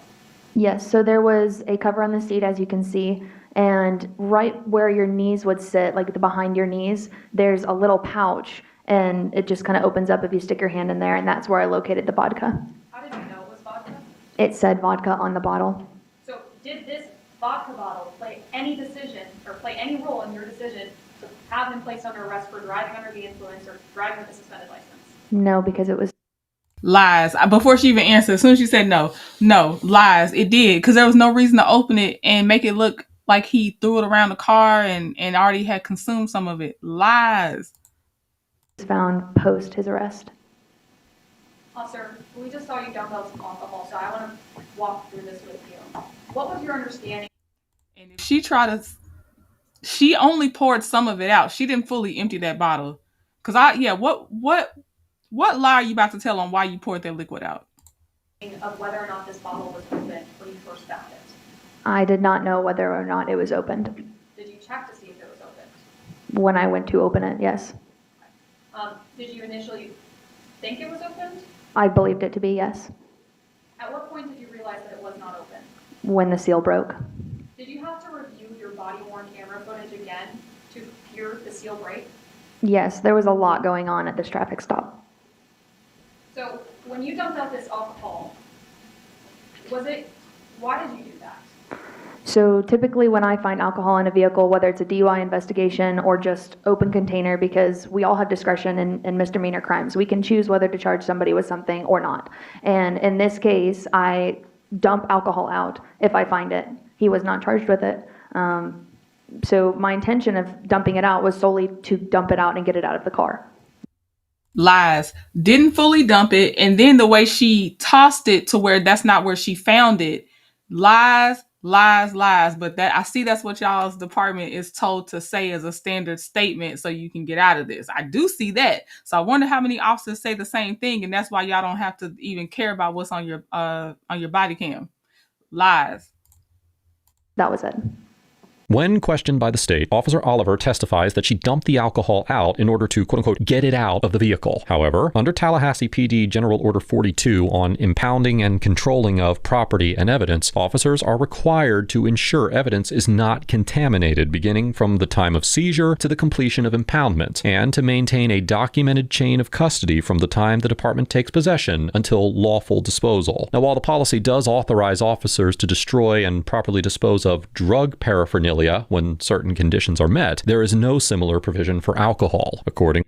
Thank you, audit the court and audit the audit. You don't even do that for alcohol. Thank you. Oh, child.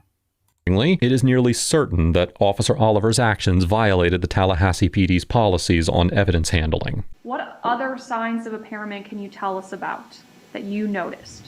So the excessive talking, the aggression, the constant just yelling over us, and the just talking about the same things over and over again, asking about the phone, and just repetition.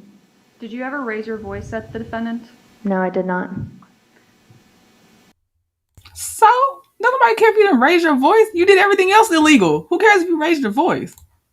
After the state completes its direct examination of Officer Oliver, the court takes a brief recess before continuing to cross-examination by defense counsel. Officer Oliver, you pulled Mr. Riley over for 2 reasons, correct? Correct.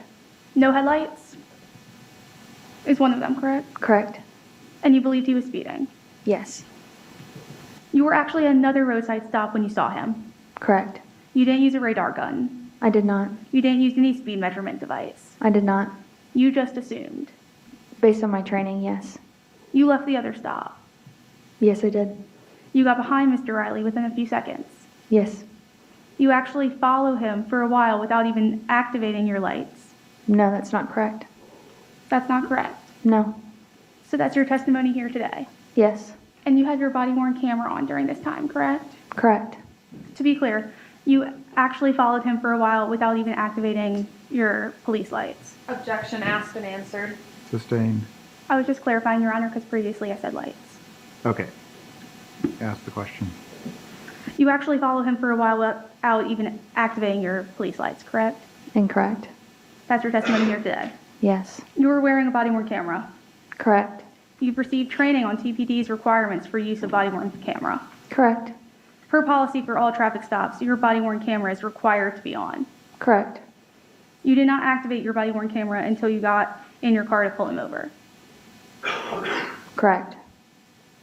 We see you following him. Correct. But your body-worn camera doesn't record him driving. No, it's on my chest. You can't see it. There is no footage of his driving pattern. Negative. That's incorrect? I'm sorry, that's correct. There's no camera footage. Your testimony is that he swerved in the road to pull over. Correct. But none of that is captured on your camera. It's not. Objection asked and answered. Sustained. Your testimony today is that he was swerving in and out into right-hand lane, going in and out of lane. Correct? Correct. In your initial report, written the morning of his arrest, all you indicated, though, was swerving. Is that a question? Correct? Is that all that you put in your initial report? I don't know. I don't have my report in front of me. Would seeing your initial report refresh your recollection? Yes, ma'am. Now you've looked at your police report. It's true that on that report, you indicated just swerving, correct? Objection. Improper refreshment. Sustained. May I confer, Your Honor? Yes, ma'am. Where you pulled Mr. Riley over was in the turn lane by the median, correct? Correct. There was no shoulder on the right for him to pull over to. No sidewalk. He uses his left blinker Yes. to indicate that he's turning to the left. Yes. You testified that you thought his eyes were glossy. Correct. He's wearing glasses, correct? Yes. The day of, he was wearing glasses, correct? Yes. And you wrote a report on May 7th, correct? Yes, ma'am. And you swore to tell the truth in that report, correct? Yes, ma'am. And in that report, you never said anything about him having bloodshot eyes. Correct? Yes, correct. You also did a deposition, is that correct? Correct. In which you were sworn to tell the truth? Yes, ma'am. And in that deposition, you also never said he had bloodshot eyes. Okay. So while you're at the window, he begins looking for the items you requested. Yes. Correct? He gives you his name and date of birth. Yes. He tells you that he can't find his license. Correct. Actually, when you search the car, you don't find it. I don't. When you called Officer Muth for backup, that's because you already suspected DUI, correct? Yes, ma'am. But you weren't 100% certain it was a DUI. No, ma'am. In fact, at that point, you hadn't even smelled anything, correct? I was unsure. Yes, ma'am. During the search, you found a bottle of alcohol, correct? Yes, ma'am. And that was found in a pouch on the front of the driver's seat? Yes, ma'am. During that search, you didn't find any marijuana. No, ma'am. You didn't find any joints. No, ma'am. You didn't find any paraphernalia. No, ma'am. You didn't find any evidence of marijuana besides a smell. Yes, ma'am. Before finishing the search, you went back to that 20-gram bottle that you left on the driver's seat. Yes, ma'am. And you picked up that bottle. Yes, ma'am. You opened that bottle. Yes, ma'am. That bottle was sealed before you opened it. Yes, ma'am. And so you twisted the top of the bottle. Yes, ma'am. And you broke the seal. Yes, ma'am. And after you opened it, you dumped out the contents. Yes, ma'am. You dumped it onto the road. Yes, ma'am. Then you put the top back onto the bottle. Yes. And then you put the... Sorry, just real quick. I do want to say, I remember a body cam. It was broad daylight. A police officer was training a junior police officer, and he was saying, don't, before you move it from where it's at, make sure your body cam captures exactly where you're seeing the bottle of alcohol. Then he says, hold up the bottle of alcohol so your camera can see it. And then he says, and they kind of narrate too, like, okay, I see a bottle of this alcohol, shooters, whatever, and it's unopened at this time. And then he's like, now, once you do that, you can pour out the contents. So I have seen officers pour out the contents, but they completely empty the bottle. And I don't remember if he put it back in the vehicle, though. I feel like they were literally disposing of it completely. But I do want to say I have seen them twist open tops, but they narrate what's going on, how the condition they found it in, and they completely empty the bottle. And they didn't carelessly toss it back in the car in a place that they didn't find it in the first place. The bottle back into the car. Yes, ma'am. You threw it on the passenger side. I did. And has that always been your testimony? Everything that you just asked. I did not know that I opened the bottle in my original testimony. At a pre-trial hearing, you swore to tell the truth, correct? Yes, ma'am. And you testified that you didn't unseal it. Objection, Your Honor. Overruled. Yes. So, at that time, that was a lie. Unknowingly, yes. And officers rely on each other to write reports. Yes, ma'am. And that's because not every officer sees everything. Correct. And not every officer writes a report. Correct. Usually there's a primary officer. Yes, ma'am. And they're the ones who write the primary report. Yes, ma'am. In this case, Officer Muth was the officer who wrote the primary report.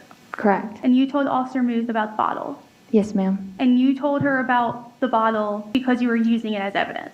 I told her that I found a bottle of vodka in the driver's seat. Now, whether she used it or not as evidence, that was up to her. But she only knows anything about that bottle because of you. Yes, ma'am. And like you said, she put that in her report. She put an opened bottle, correct? And you would agree that an empty bottle would be evidence of a DUI. Yes. And that's an open bottle that you created. Yes. So you're the one who created the big evidence of the DUI. I don't know if she used it as evidence. Earlier today, you testified that you didn't get his middle initial, correct? Correct. And you said that you didn't even ask him for his middle initial, correct? Correct. Because you thought that he wouldn't give you his middle initial. Correct. Despite him willingly giving you his name without any problems. Yes. Nothing further right now, Your Honor. Defense counsel finishes the cross-examination of Officer Oliver, after which the state will have the opportunity to question Officer Oliver again on what is called a redirect examination, where the attorney who originally called the witness may ask follow-up questions to clarify or rehabilitate their testimony. Questioning during redirect is limited to matters that were raised during cross-examination. What big evidence was in this car when it was being towed? The only evidence I know of is she mentioned the bottle of alcohol and the cup that smelled like alcohol. Okay. Officer, was that big evidence to your decision to arrest the defendant? No. Okay. When you're interacting with the defendant, can you describe to us how he smelt to you at that time? He smelled overwhelmingly of alcohol. When you were searching his vehicle, what did the vehicle smell like? Now, how did he all of a sudden smell overwhelmingly of alcohol, but when you first pulled him over, you did not smell alcohol, and you asked Muth, whatever her last name was, for her to smell, do you smell? Then I think I smelled marijuana, but now he smelled overwhelmingly of alcohol. That was just in today's thing. It smelled like alcohol and marijuana. In your experience as an officer, is it uncommon to come across somebody or their vehicle that has an odor of marijuana and then not find marijuana inside? Very often, yes.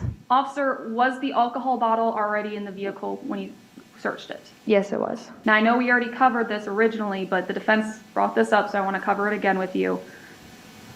When you opened the bottle of alcohol, did you have any reason to believe that it was opened or sealed?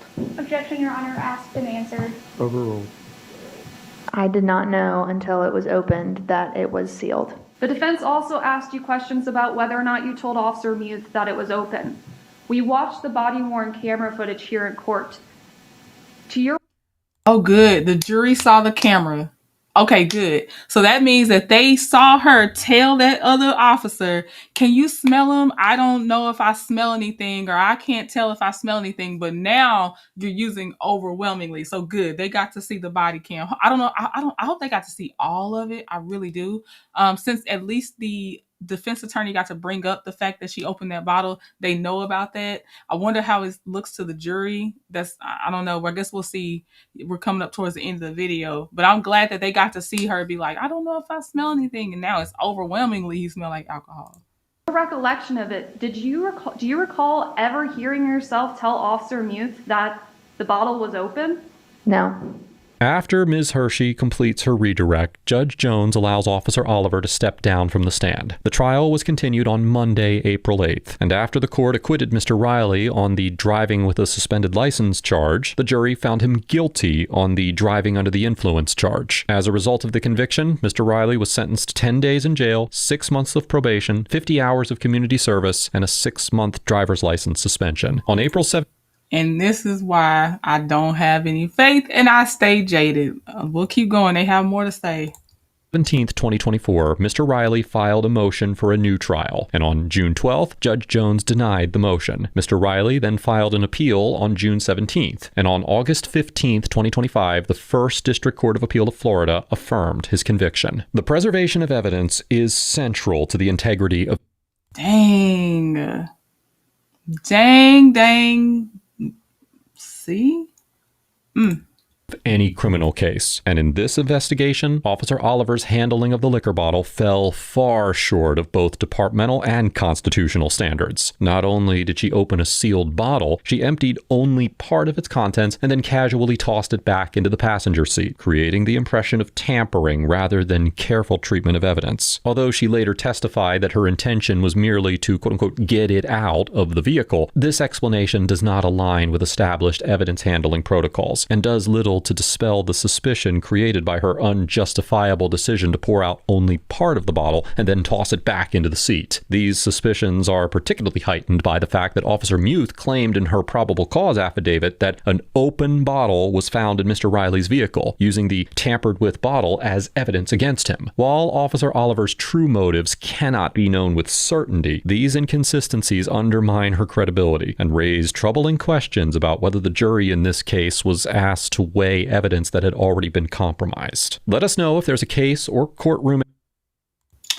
I think that jury, as I was saying, I said it's a corporate world everywhere. I think that jury saw that he was popping off on her and they thought, and they just shut their minds to everything else that makes sense on what actually happened. That's crazy to me. That's crazy to me, but that is exactly how the corporate world is too. You better find a way to meditate in the moment and center yourself, because it doesn't matter. Nobody will be on your side that gets to make the decisions if you actually show, I'm angry, I'm upset for being lied on. Woo. That's why I know I feel surprised when I actually see something happen to them, because I don't see it. I never see it. So that's why I'm like, something's that, like that first cop we watched, they actually got prison time. They actually are on the lifetime registration of sex offenders. I honestly can't believe it, because nothing happens. I was very wrong. The jury, but he did right. His only, to me, all he had was hopefully the jury would have seen through it. They didn't, but I understand why he did a trial by jury, because it's like, it's blatantly wrong. I want my evidence presented. I get it. Oh my gosh. They need to be investigated. Hardcore investigated. Because I can't even imagine what they get away with. Yeah, it's a very tough pill to swallow. Okay, we have been on here for 3 hours, over 3 hours. So I have to take a mental break, see what else maybe I can work on, probably go work on a puzzle to calm my blood pressure down. Not surprised, still disappointed. And this is why we just everybody else can have it on some of that other stuff, because ain't no way. No. But yeah, I'm gonna go do a puzzle or something, because this is crazy. Not uncommon, but still crazy. But yeah, thank y'all. Hopefully, y'all go do something, get your blood pressure down as well, because it's not like we didn't know it happens. You know, it's hard to see it happening like that in real time. She's only gonna get it through some. Let me see what the comments say. You know, I need to see what these comments say. Hold on, I need to know. Okay, they said no breathalyzer, no blood work. The cops proven they lied and yet convicted. Absolutely chilling that this happened and probably will happen again. Absolutely insane. You could be convicted of DUI without a breathalyzer, blood test, or field sobriety test just based on an officer's vibes. Notice how the cop testified that it's very common to not find weed despite a smell. So if it's common not to find anything, why is it still used as an excuse to search? This is me. Whoever LaShawn is, the worst part is the Court of Appeals didn't reverse this conviction. Oh, sorry, I'm phone ringing. Literally, what did they say? Literally, the entire system failed the public start to finish. I agree. This Robert says, I have been a criminal defense attorney in Tallahassee, Florida for over 20 years. Thank you for shedding light on this. This didn't even make the local news.